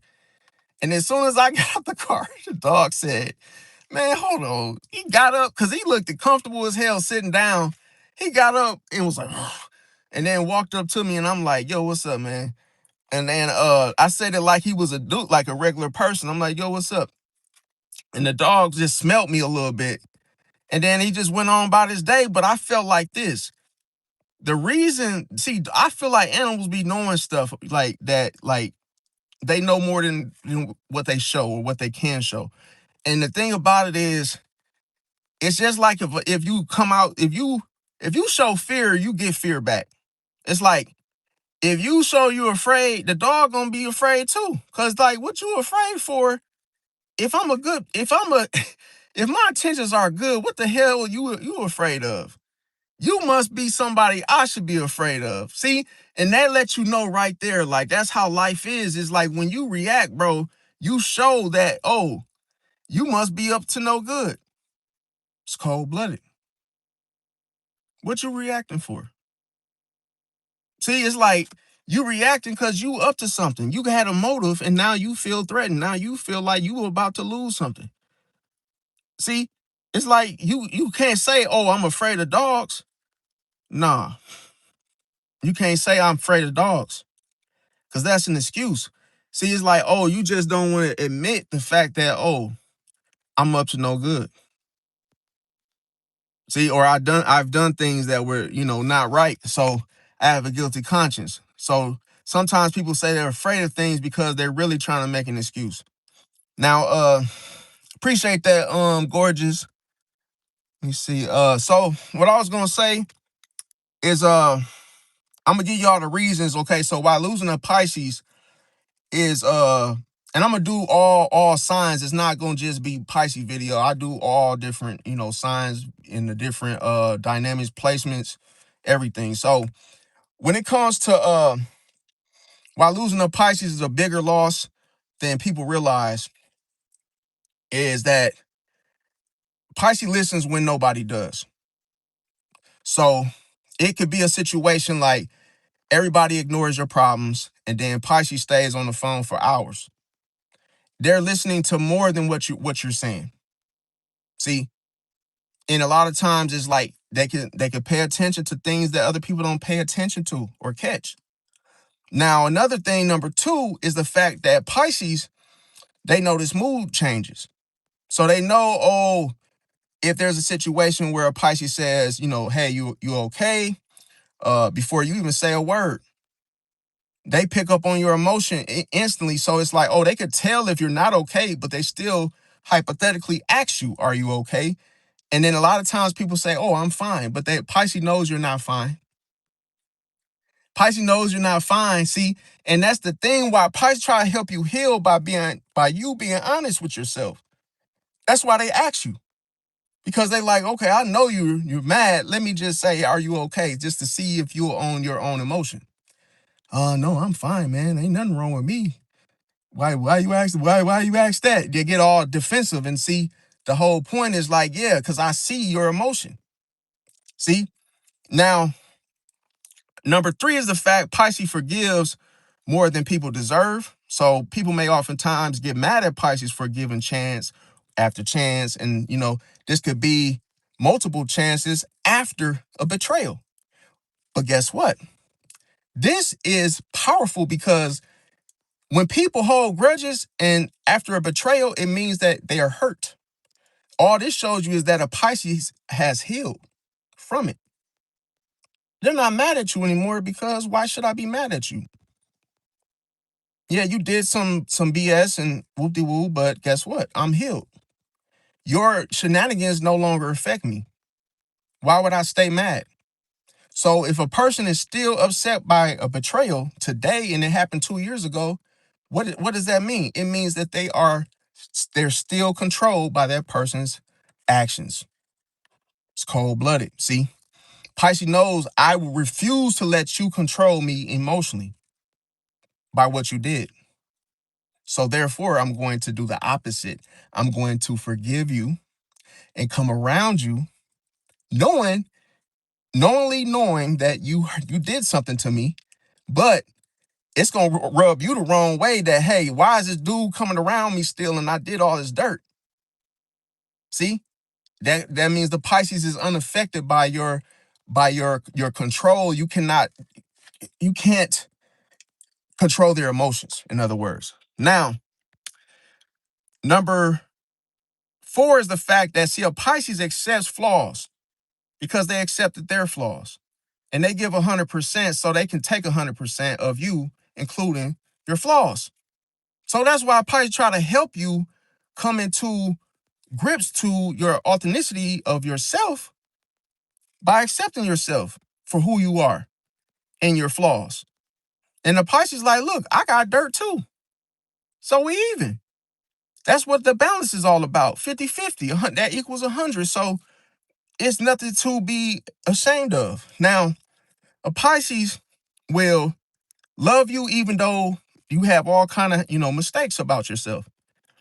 Now, number 5 is a Pisces sees potential. So a Pisces can believe in you when other people don't, because if it comes to a relationship where nobody wants you, a Pisces will see the potential. They'll say, okay, well, I'll take you. See, because, nobody else would take you. I'll take you because I see the potential in it. Now, another thing is number 6 is a Pisces encourages dreams, because dreams oftentimes they have a big deal to do with reality, and sometimes there's hidden messages in them. Now, another thing when as far as number 7 is that a Pisces will give emotional safety because they like to feel emotionally safe. So they give you a part of them. Number 8, a Pisces can protect secrets, so you can feel comfortable telling Pisces anything, even if it's something that you received a felony for. Now, number 9, a Pisces understands pain because they alchemize it. They turn it into creativity, paintings, drawings. It can use it for motivation. Now, when it comes to number 10, Pisces supports during hard times. So this is not like a fan. This won't be like a fake ass person. This would be more of a person of support for you. Number 11, a Pisces remembers details. A Pisces notices effort when it's shown and when it's given. So that would be number 12. Now, number 13, a Pisces makes people feel important. So here, it's like a person can be doing something that's unique or different, and it could really have a cause, and then maybe they haven't received any type of acknowledgement for it. But a Pisces will be fully aware, and they'll notice like, yeah, you really doing your thing, and they'll give you that push and that acknowledgement. Now, another thing, when it comes to number 14, a Pisces will stay loyal longer. It's not going to be conditional. It'll be, like I say, a Pisces that give you 100%. It is 100%. Number 15, a Pisces checks on people. So even if they don't, like your ways, even if y'all don't get along, a Pisces will still check on you. Because, like, let's say you a family member from time to time. I'm not saying every day. From time to time, they'll come through, pull up, chop it up with you just to see if you okay. Whoop-de-woo. Now, number 16 is a Pisces sacrifices quietly, so they may give up things for, other things, even if it's something important to them. They could take time aside, and give time to someone else. Now, number 17, a Pisces helps without recognition. So a Pisces doesn't have to get the hand clap or the high five or just the praise for, helping someone. Now, number 18, a Pisces can give second chances. Now, the reason why is because that's the thing. You have to give yourself chances after chance. You can't just like be judgmental of someone else. You have to look at yourself and your mistakes and say, damn, I made a mistake. So I got to give myself a second chance. I have to forgive myself just as I forgive others. Now, number 19 is the fact that Pisces absorbs negativity. See, the problem with this is the thing. Pisces knows, see, Pisces is attracted to, and I'm gonna say naturally, they're attracted to negativity. See, because negativity, it needs healing. So a lot of times a Pisces gonna absorb everything, but it's oftentimes that a Pisces comes into the negativity and it's like involuntary. It's like, damn, it just comes with it. So if you get a combo at McDonald's and you know it comes with the soda, the only way you don't get a soda is you say, hey, I don't want it. But with Pisces, it's almost like it's coming regardless. So a Pisces always has to know that, hey, as well as the good, I'm gonna get the bad too. See? But I have to manage it. I have to, distinguish it and separate it, because a lot of times you could come across something and then, like I say, you don't know what to do with it.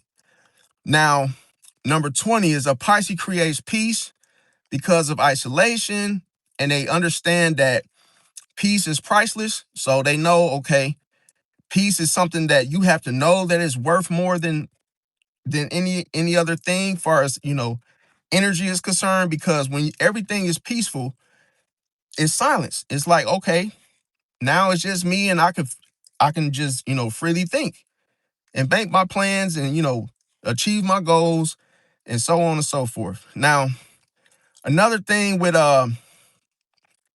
number 21 is a Pisces makes people laugh. Okay, because this is where the healing starts. See, joy coming for the morning. Okay, so you could literally be like this.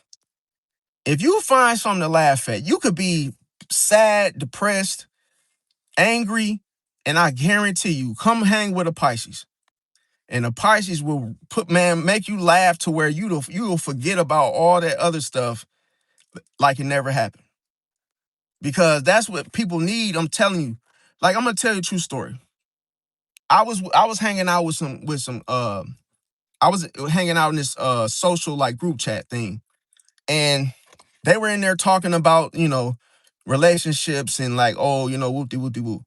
I came in there, and I watch some really weird, but they're funny. It's weird, funny humor. Okay, so I have a weird sense of humor. So I can what I find funny is different things that might not be funny to you. It could be disgusting to you, but it makes me just crack up because I think it's just funny. So me, I always watch cartoonic reels on Facebook where people are like, taking a dump, passing gas, or they can't spell.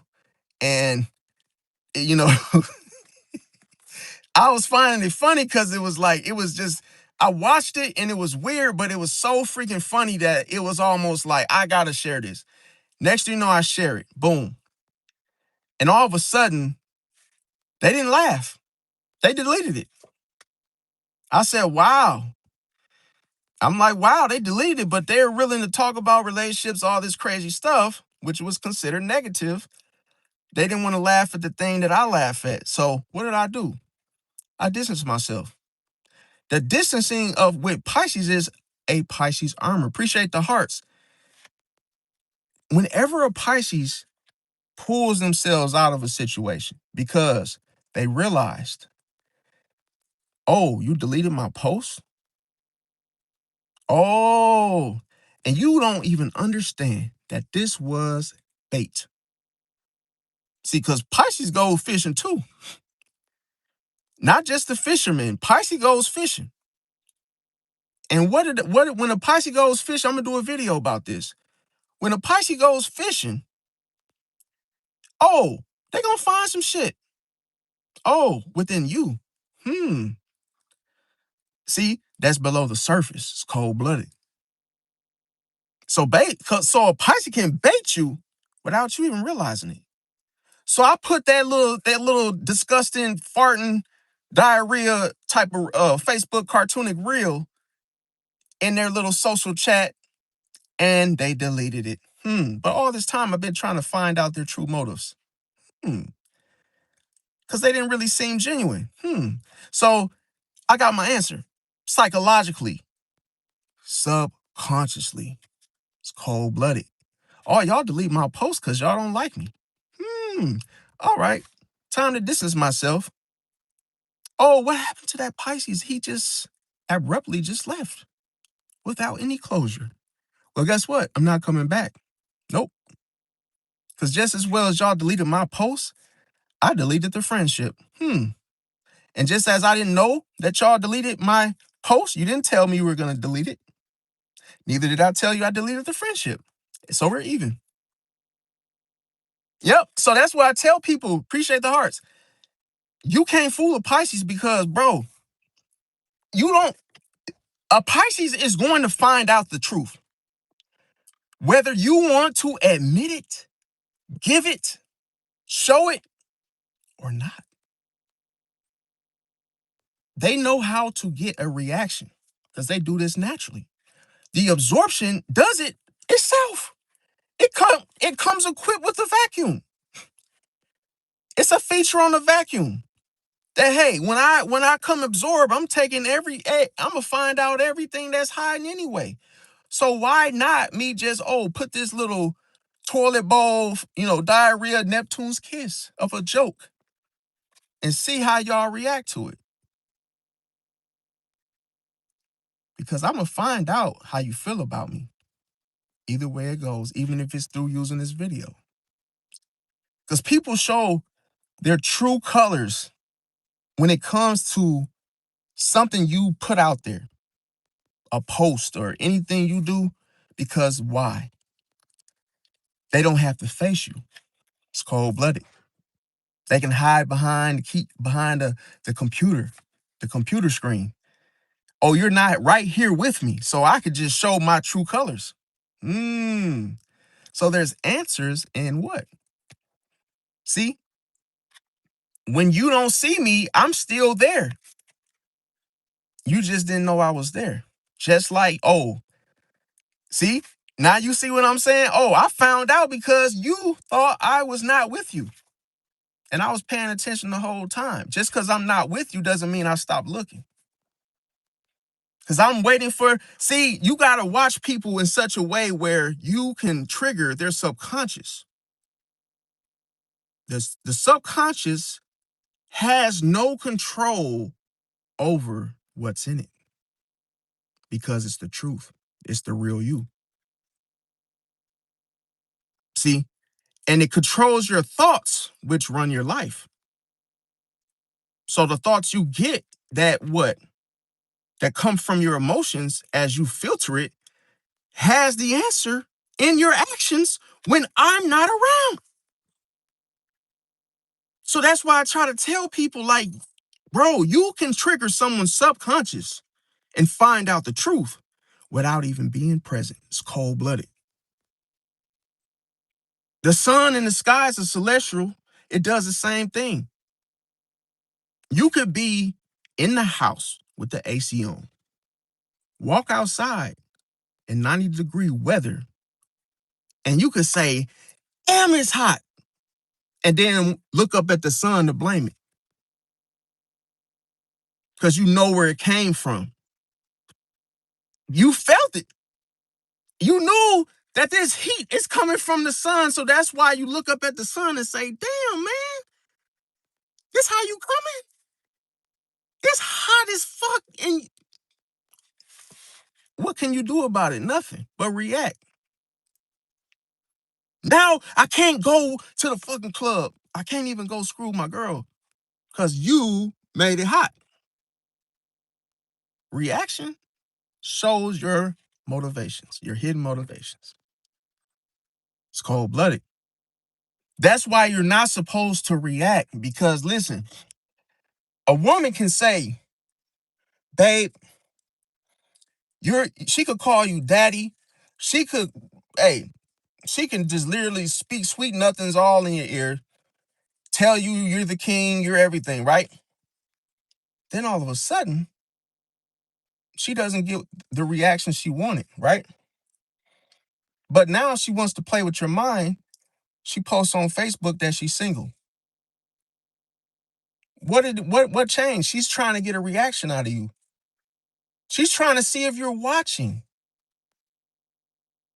See, it's cold-blooded. Then you see, you single? Oh, now you Now you reacting because she did something different, but you don't know she did it on purpose. See, you don't know if she did it on purpose or not. So now you react with, what you mean you single? You just posted on your Facebook that you single. Now she knows you are watching her. See, you're watching everything. And that makes her watch you even more. See, you gotta understand, bro, the way you react, bro, it tells a lot, bro. Sometimes, bro, I know it's hard, bro. I know you be really boiling, you be really feeling like I gotta say something. I can't let it slide, but I'm gonna tell you, give it 24 hours. Wait before you respond. Because once you feel that way, that's the energy of that person's actions that you absorb. It ain't got shit to do with what was said. It's how did it make you feel when you saw it. It's cold-blooded, bro. It's the same thing when you look up at the sun and it's hot. All you doing is reacting to the source of its energy.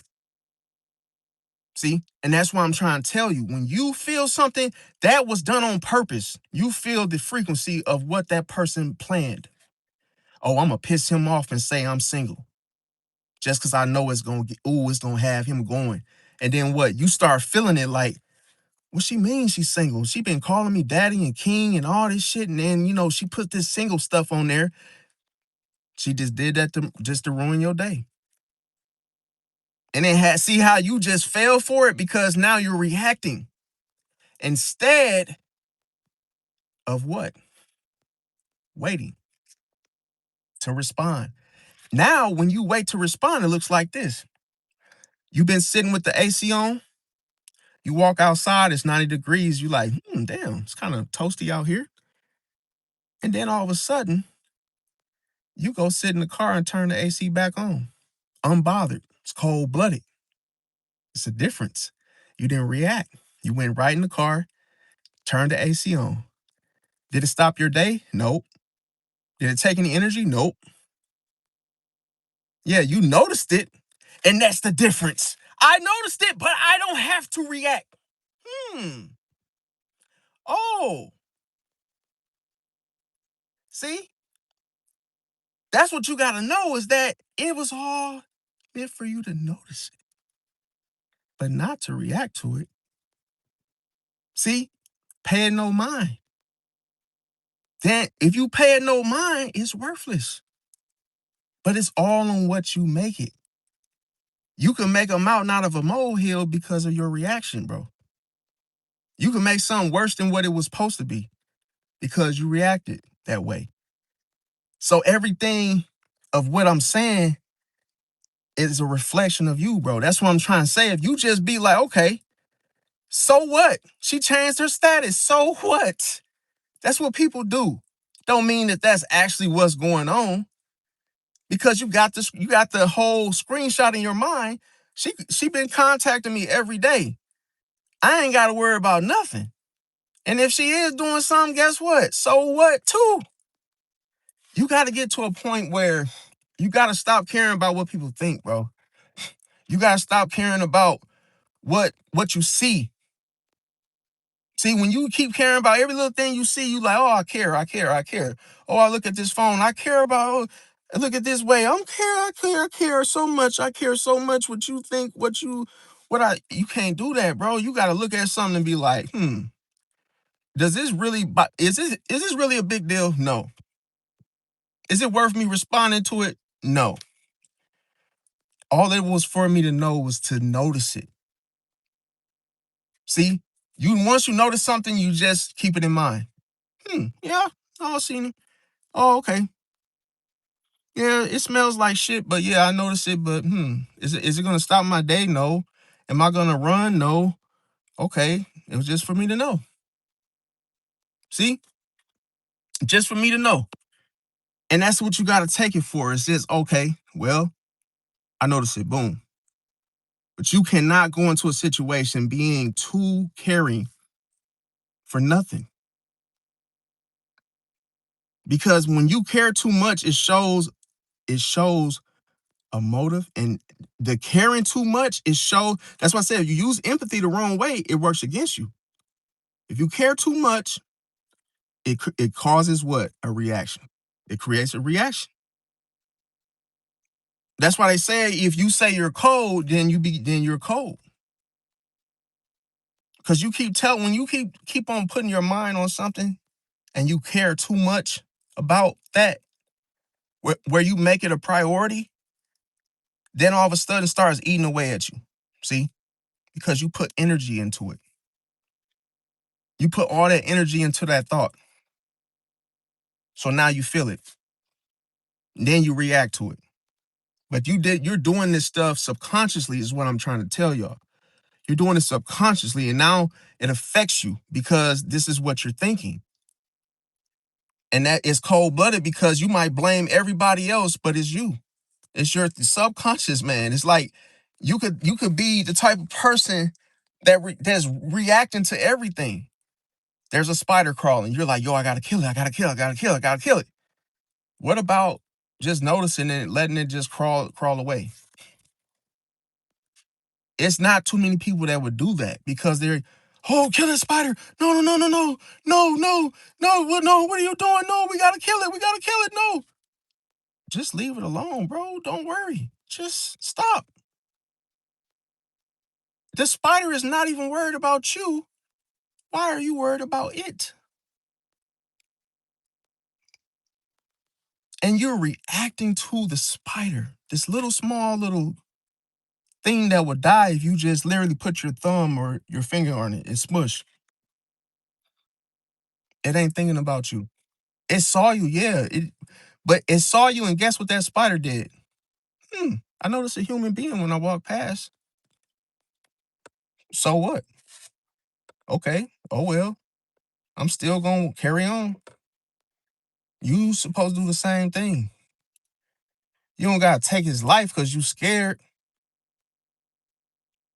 You scared it's gonna bite you, and he just going about his day, and you kill it because you're that freaking scared. You care so much about that damn spider biting you that you kill it. People do this every day where they destroy relationships. They destroy friendships because they are reacting to something.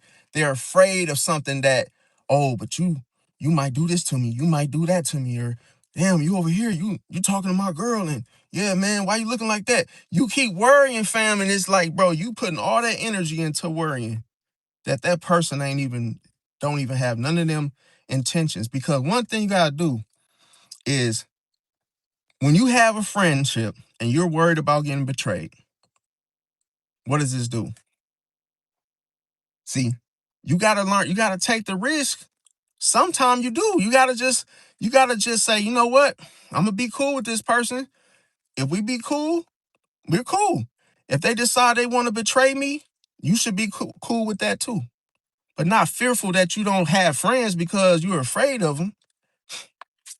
See, some people they don't understand that, and that's why they don't have friends. It's because they're afraid of friends. It's like they're afraid to have them because I don't want to feel no pain, and I don't want to be betrayed. And you know what happened to Johnny? And it's like, nah, you just afraid. See. Now another thing is this. Um, let me see. Okay, so a Pisces, number 22, a Pisces provides comfort.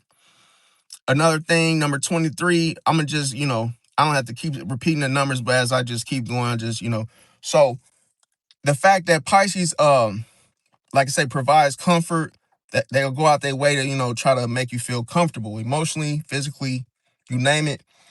A Pisces also inspires growth. They see through mask. So, like I say, the facade stands no chance. Deception stands no chance. The ego stands no chance. Illusions stand no chance because a Pisces will literally love you. So there's nothing that will stop them from loving you. It's like they can make up their mind. They'll literally say to themselves, I love this person. So even if there's boundaries, they'll just dissolve them. See, because you could be locked up. A Pisces will come see you, visit you. They might be your only visitor.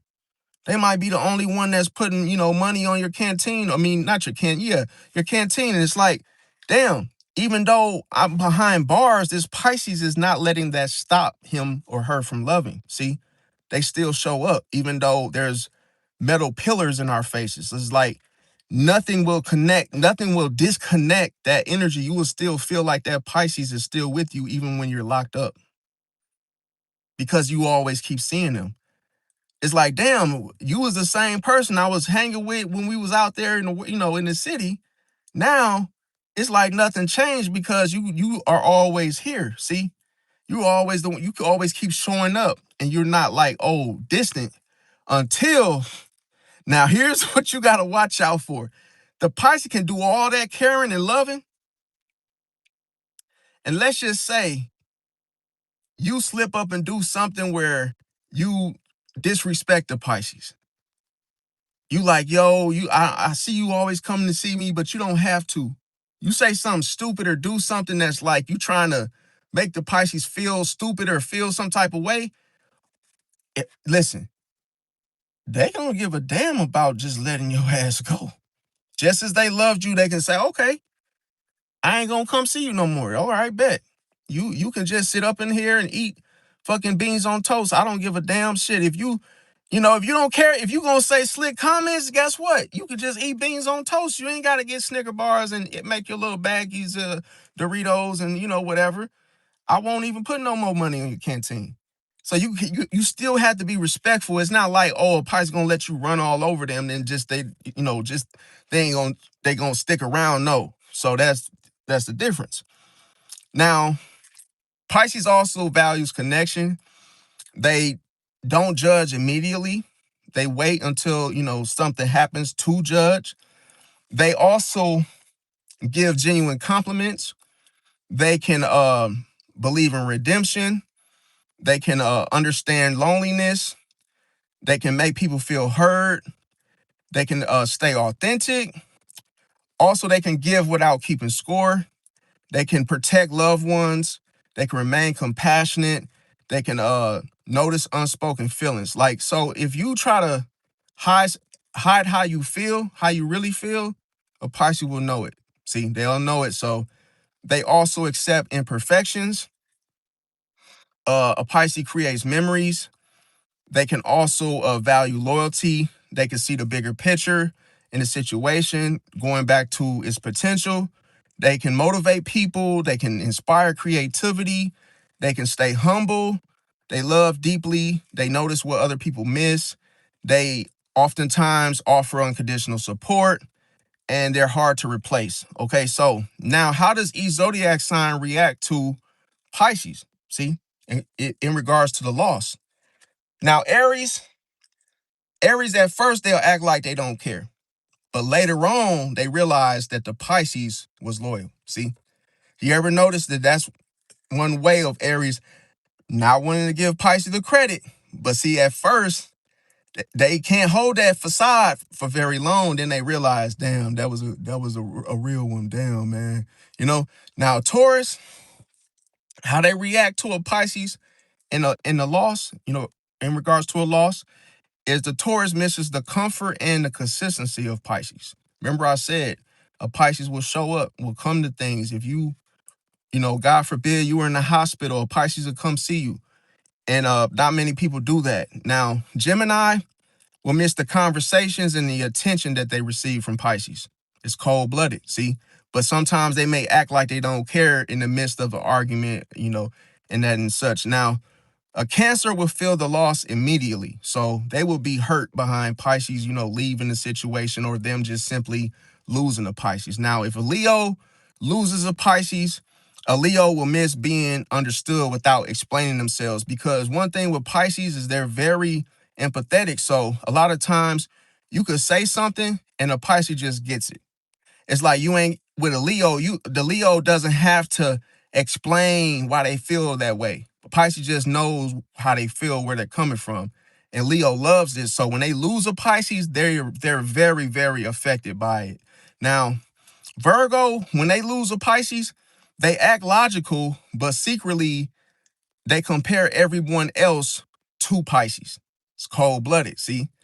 And that goes back to them being analytical. So it's like they start to say, oh, yeah, you're cool, but you're nothing like the friend that I used to have. And yeah, by the way, he was a Pisces. So that could be a situation. Now, Libra, if they were to lose a Libra will miss the peace that Pisces brought. Because if a Libra, it don't matter if it's a male or female, if Libra is with a Pisces, the funniest thing is they will feel balanced because Pisces will share the flaws and say, oh, Libra, you could chill and you don't even have to be diplomatic. You can, have fun too, even if you are a whore. We could just still go to the movies and eat. Oh, I can. Even though I'm a whore, I can wear these high heels and you still go with me. Yeah. Come on. And see, now the Libra would be like, oh, well, hey, so I'm balanced now. So now I can be, a little charmer, and then they get all happy. And the thing is Libra becomes calm, which is rare with Pisces. And if they get into it, Libra is the first one to become obsessed with Pisces. Cause she will start lies. She'll do anything to get that attention back from Pisces. Even if y'all fighting, even if y'all arguing, going back and forth, because Libra cannot accept that whole separation that Pisces gives. They hate it. Like, she's the type of person that's superficial. So if she gets into it with you, she expects you to come back, like in the same version that you gave her. That's not how Pisces is. So if you lose the version of Pisces that you once had, it's not the same when they come back. No, because there's no emotions. That Pisces is like, I done gave you my best and you just shitted on it. I would never give you that same treatment again, but I'll forgive you and give you another chance, but I'm not giving you a chance with those emotions anymore. You've lost that right. I've set a firm boundary there, and I locked it and threw the keys away, so it ain't no way in hell that I'll ever give you that again, see? Now, Scorpio, how would they feel if they lose a Pisces? They will feel betrayed by the distance. One thing with Scorpio, the fear is of losing the Pisces. Yeah, we got into it, but you, Pisces, you have to come back. And if you don't, I'm gonna stalk you. I'm gonna watch your ways. I'm gonna be on your Facebook. I'm gonna make a fake account. I'm gonna show up at your house because you cannot leave me because I need you.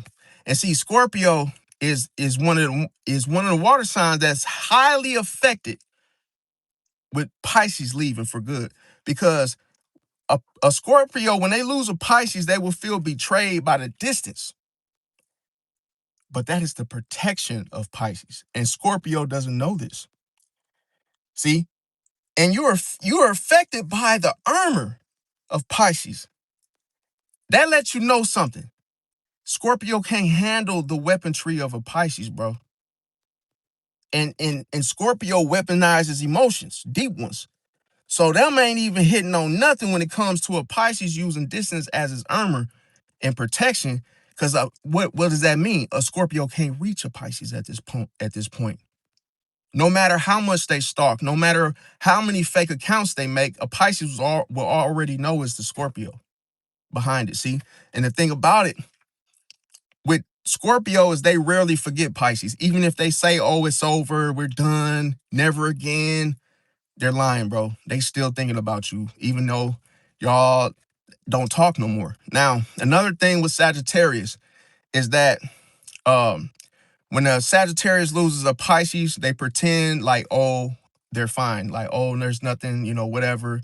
They pretend to have let you go. And later on, they start to wonder what happened. See? Like, oh, why did he stop talking to me? But they try to make it seem like they didn't care. Now, Capricorn, when they lose a Pisces, they miss the support and the reliability. So they look at Pisces like, damn, you were reliable. You was always here. But damn, They miss you. So in other words, now with Aquarius, when they lose a Pisces, they miss the unique connection that they had with them. And when a Pisces loses another Pisces, they feel the loss deeply, but then they keep it moving. See? Now, when it comes to another reason, when people, like I say, a Pisces understand people on a deeper level. So that's another thing why it affects people in such a deep way when they leave. See, and it's always a thing that of which people don't realize the value of keeping a Pisces in the first place. See, like every every Pisces brings like insights. They bring like things that or answers or ways that you probably didn't even realize like existed, because you're like, damn, this person knows things, but they have their own way of expressing it to where it's good to keep you some keep you some Pisces around, because you can literally, could you imagine if you had several Pisces friends and you wonder why don't nothing never get close to you, nothing never like hurts you, you're never in trouble, it's like you're always getting out of shit. It's because you got Pisces friends, bro, that actually think when it's necessary. It's like they are very intuitive. They really feel things. And having them as friends, I'm not saying it will be perfect, because, yeah, you could still have bouts and arguments just as well as any other sign. But at the same time, you'll have somebody that understands you to where you don't have to explain yourself. See, it's like they just get it. Like, boom, you tell them something, I don't feel like being bothered. They just like, okay, I'll talk to you later. They don't like force it, push it. It's like other zodiac signs may react or respond differently. Okay, so now another thing I'll say is I'm gonna give you guys some deep, okay, on a deeper level.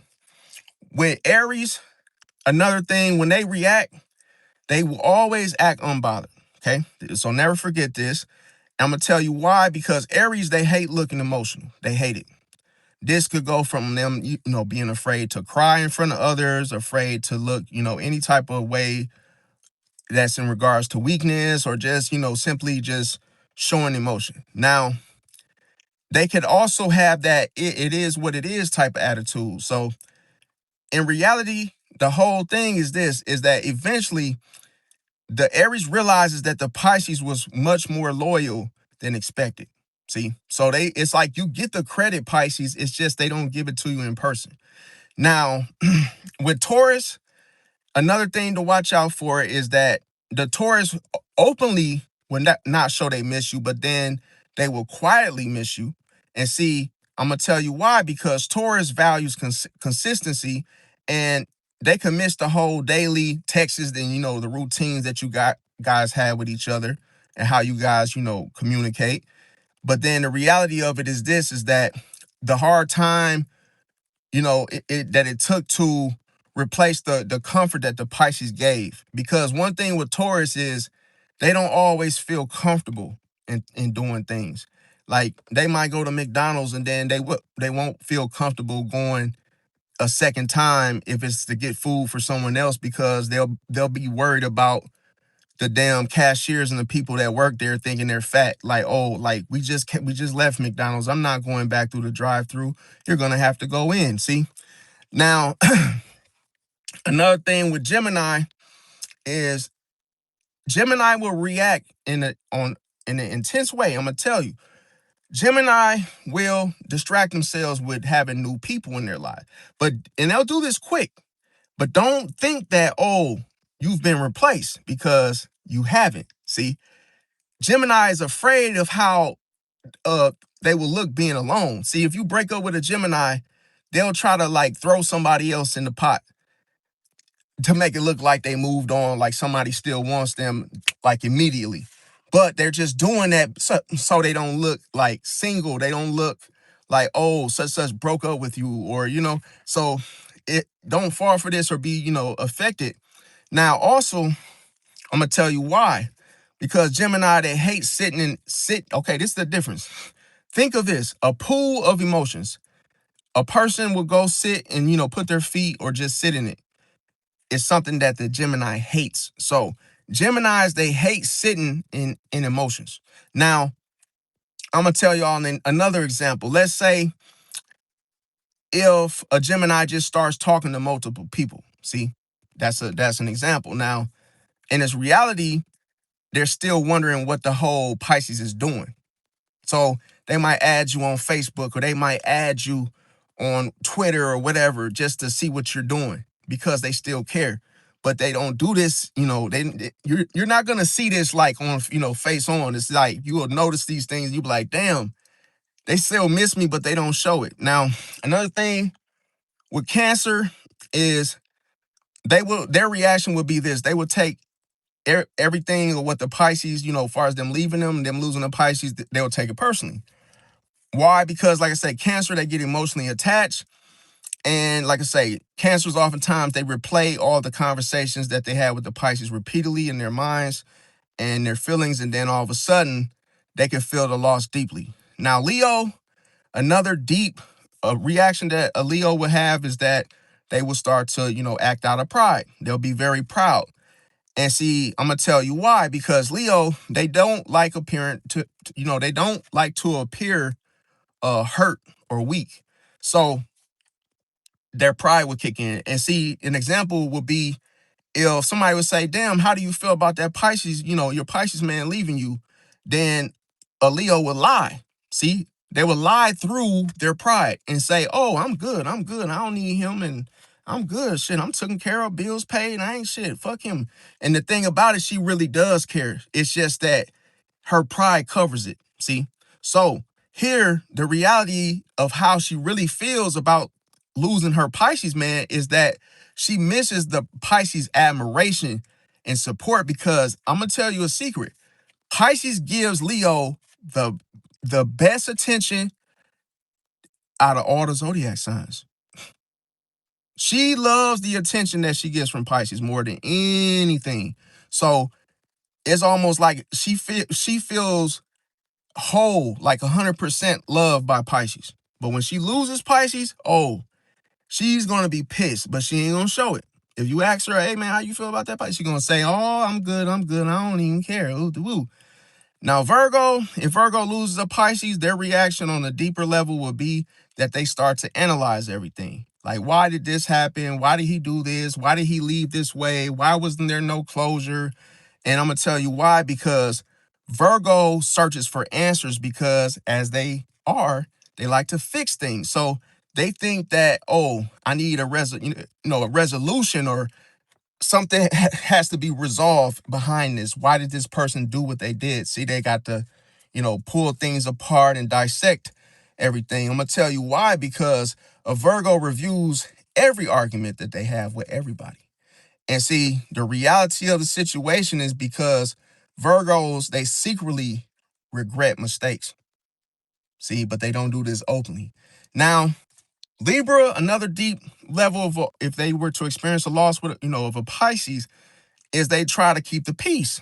And see, Libra hates conflict. And see, an example of this would be the fact that the Libra will still leave the door open for reconciliation with that Pisces that she's no longer with. Because she can't accept the whole, oh, we into it. She hates that. She hates, see, even if she doesn't like you, she still wants to be like cool with you in a sense that, oh, we're not beefing. She hates that whole, you got something against me. Or, what are you mad for? She's always going to be asking, trying to throw these type of, arsenal of questions at you because is this like, she still wants to connect with you because you keep her balance.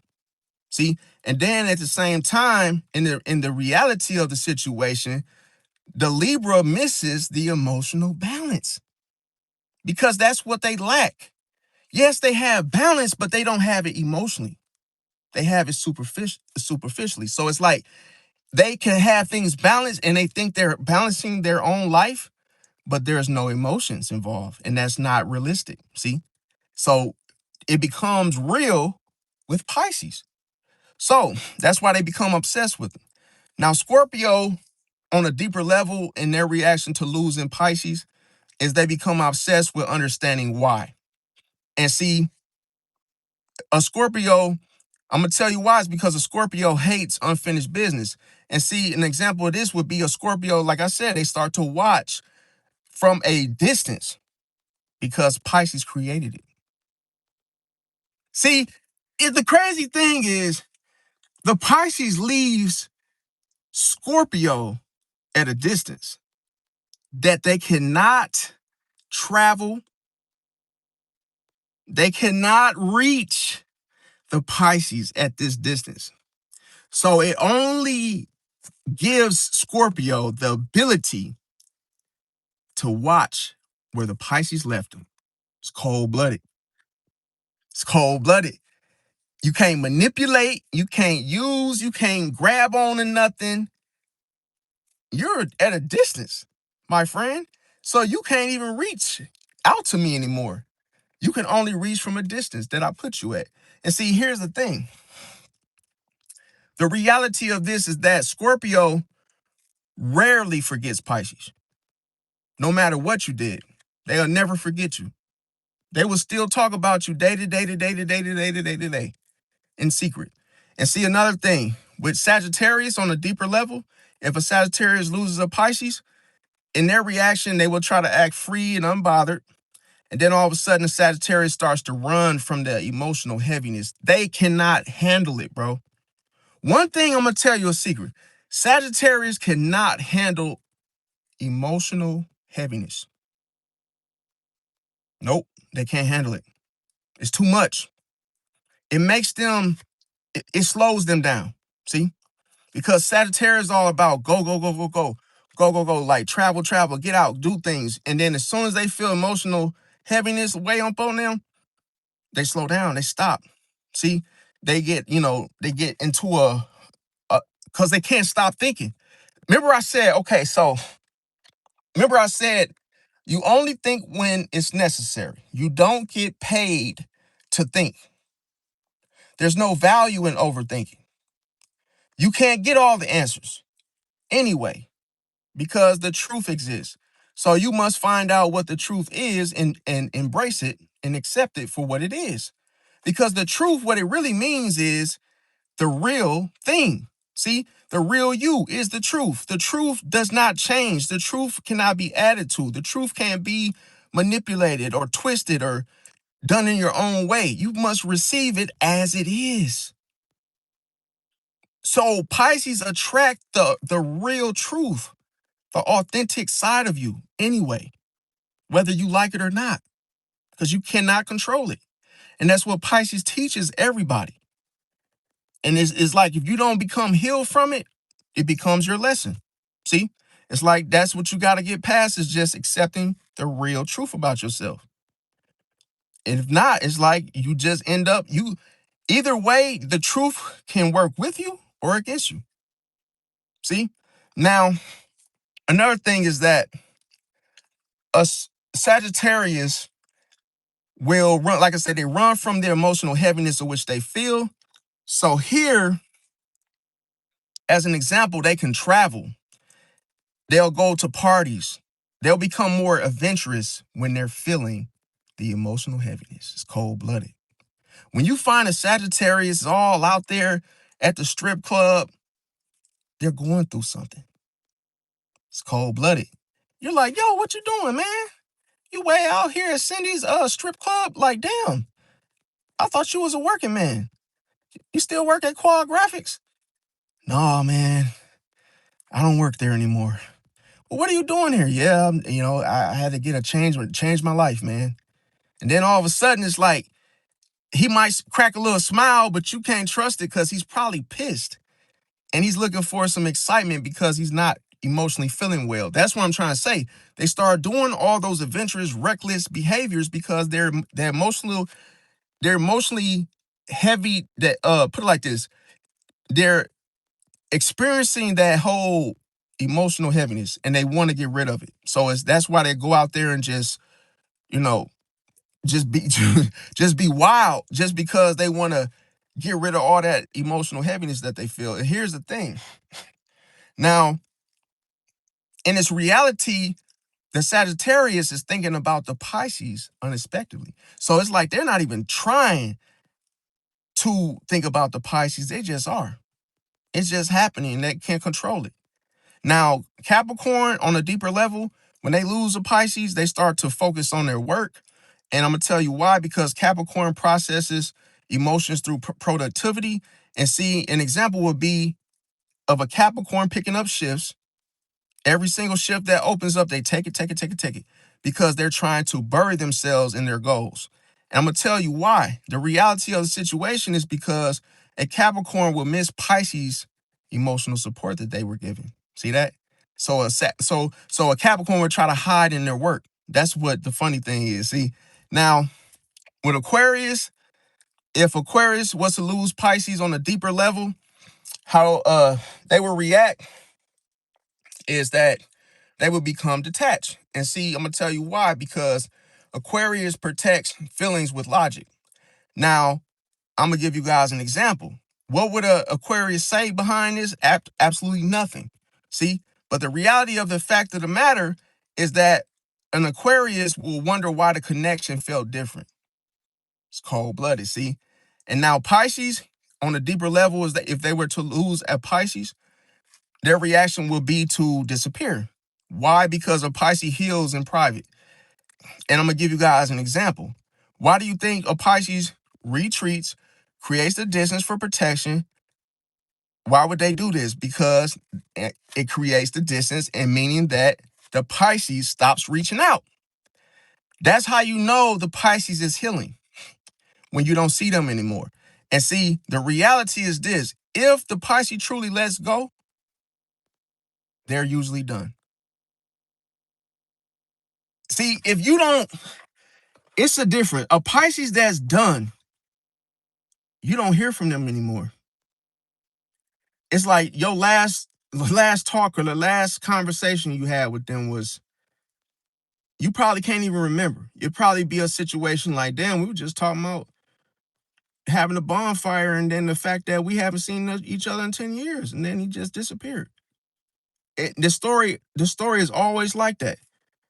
I was cool with Joe, and then he just disappeared. I was cool with Pam, you just disappeared. It's like a vanished situation. It's like, oh, they were here, now they're just gone. Couldn't find them, didn't know where they went. Nothing. You don't know what they're doing in life. As you both of you move forward, it's just they're just gone. Now, I'm gonna say that that's just the way a Pisces closes a situation, because you gotta understand, letting go means ending. See, it's like if I were driving and I threw some trash out the window,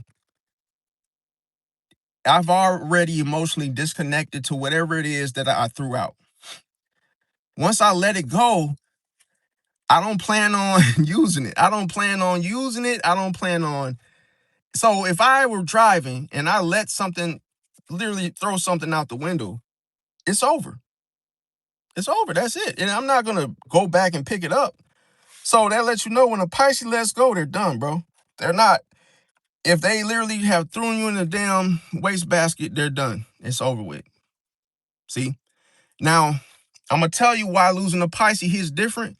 It's because a Pisces listened when nobody else did. See? This the type of stuff that hurts people. Another thing is that a Pisces gave chances that other people wouldn't give. And people learn these lessons hard. Man, listen. They're not going to say or admit, they're not going to admit this, but they feel it later. Oh, because they were so used to you. See, you were so convenient and always around. So the Pisces gave you a chance, and a chance even when you didn't deserve it, but you tried to do that same shit with somebody else, and guess what? They didn't give you not even another chance. Hell, they didn't even listen to you when you were explaining how your day went, as the Pisces was. See? And the thing about it is, a Pisces saw potential in you that you ain't even seeing yourself. Another thing is, a Pisces supported your dreams. They listened to what you dream about. They understood emotions that you felt. They remembered the little details. They made people feel accepted. They also loved deeply and they forgave repeatedly. And they also were there during the hard times. So another thing people forget is, like, let's say you're going through it. I remember a situation that a lady didn't have nobody to help her move. She had all this shit in storage, like just tons of just furniture sets, heavy stuff. And she had one U-Haul truck, a dolly, and just one person. And that one person was a Pisces. She couldn't find nobody to help her move. The Pisces helped her move all that shit, all that heavy ass shit. And the Pisces was me. And I didn't charge. Nope. I didn't charge her. Nope. Because that's the kindness of the heart of a Pisces, is just to just do things. Because a Pisces knows that if I was moving and I was in her shoes and I didn't have nobody to help, I would want somebody to help me and be very grateful having somebody, if it was just one person.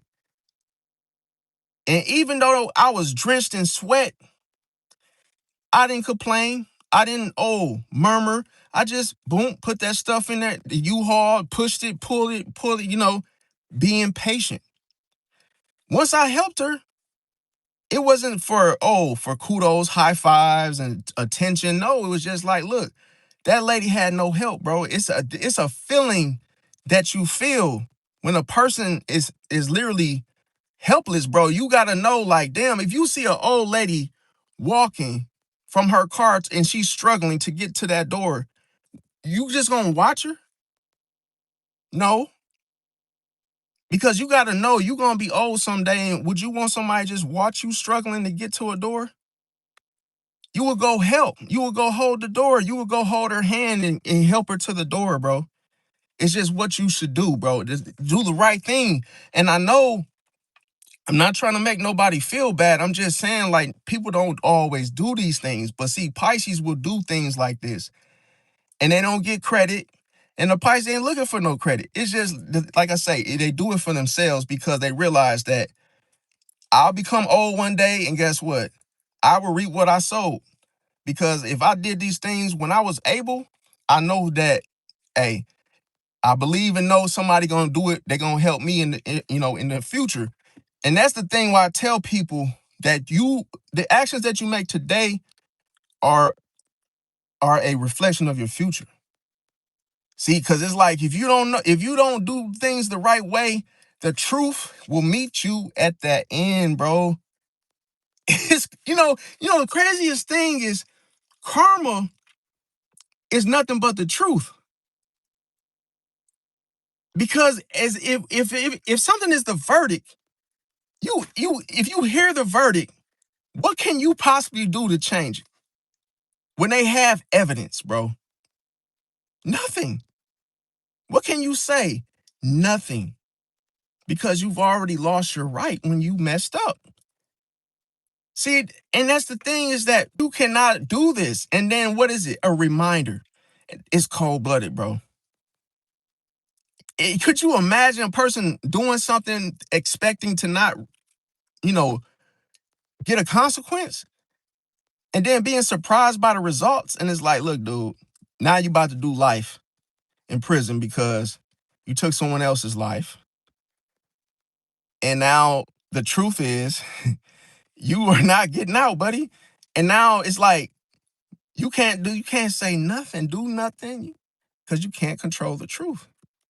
So that's why I say you have to do the right thing before it. See, you got to do the right thing right away, because karma is the truth. That's why nobody can win. You can't do nothing but accept the truth. You can't do nothing but accept karma. Because it's like, karma is like, okay, you have to know or be reminded that you did something wrong when you didn't receive it for what it was the first time. You can't cheat. What I've learned is that you cannot cheat life, bro. Like, you could do stuff and get away with it, but then all of a sudden it catches you off guard later. It's like it'll catch you at a time where you feel like, oh, you've gotten over. then boom, it'll just show up. And then what meets you is the truth and nothing but the truth. So it's almost like you can't even like think your way out of it, feel your way out of it. It's like, boom, damn, I'm just screwed. I'm cooked. And that's it. See? And then it's hard to heal from it at that point, because if you feel like you've gotten away, your the inner you will feel that frequency. You will feel like, damn, all these things I did, I really feel it. And it's like, wasn't even worth it. I should just did the right thing. See, that it's like, damn, you could be 10 years later thinking that, oh, I should have just did the right thing, bro.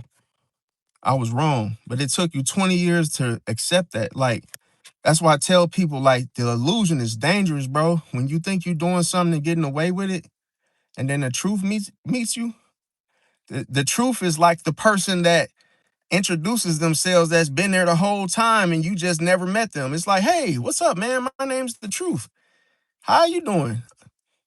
Uh, how long you been here? I've been here the whole time watching your ass. Like, yeah, and I've been keeping records of wrongs and rights that you've been doing.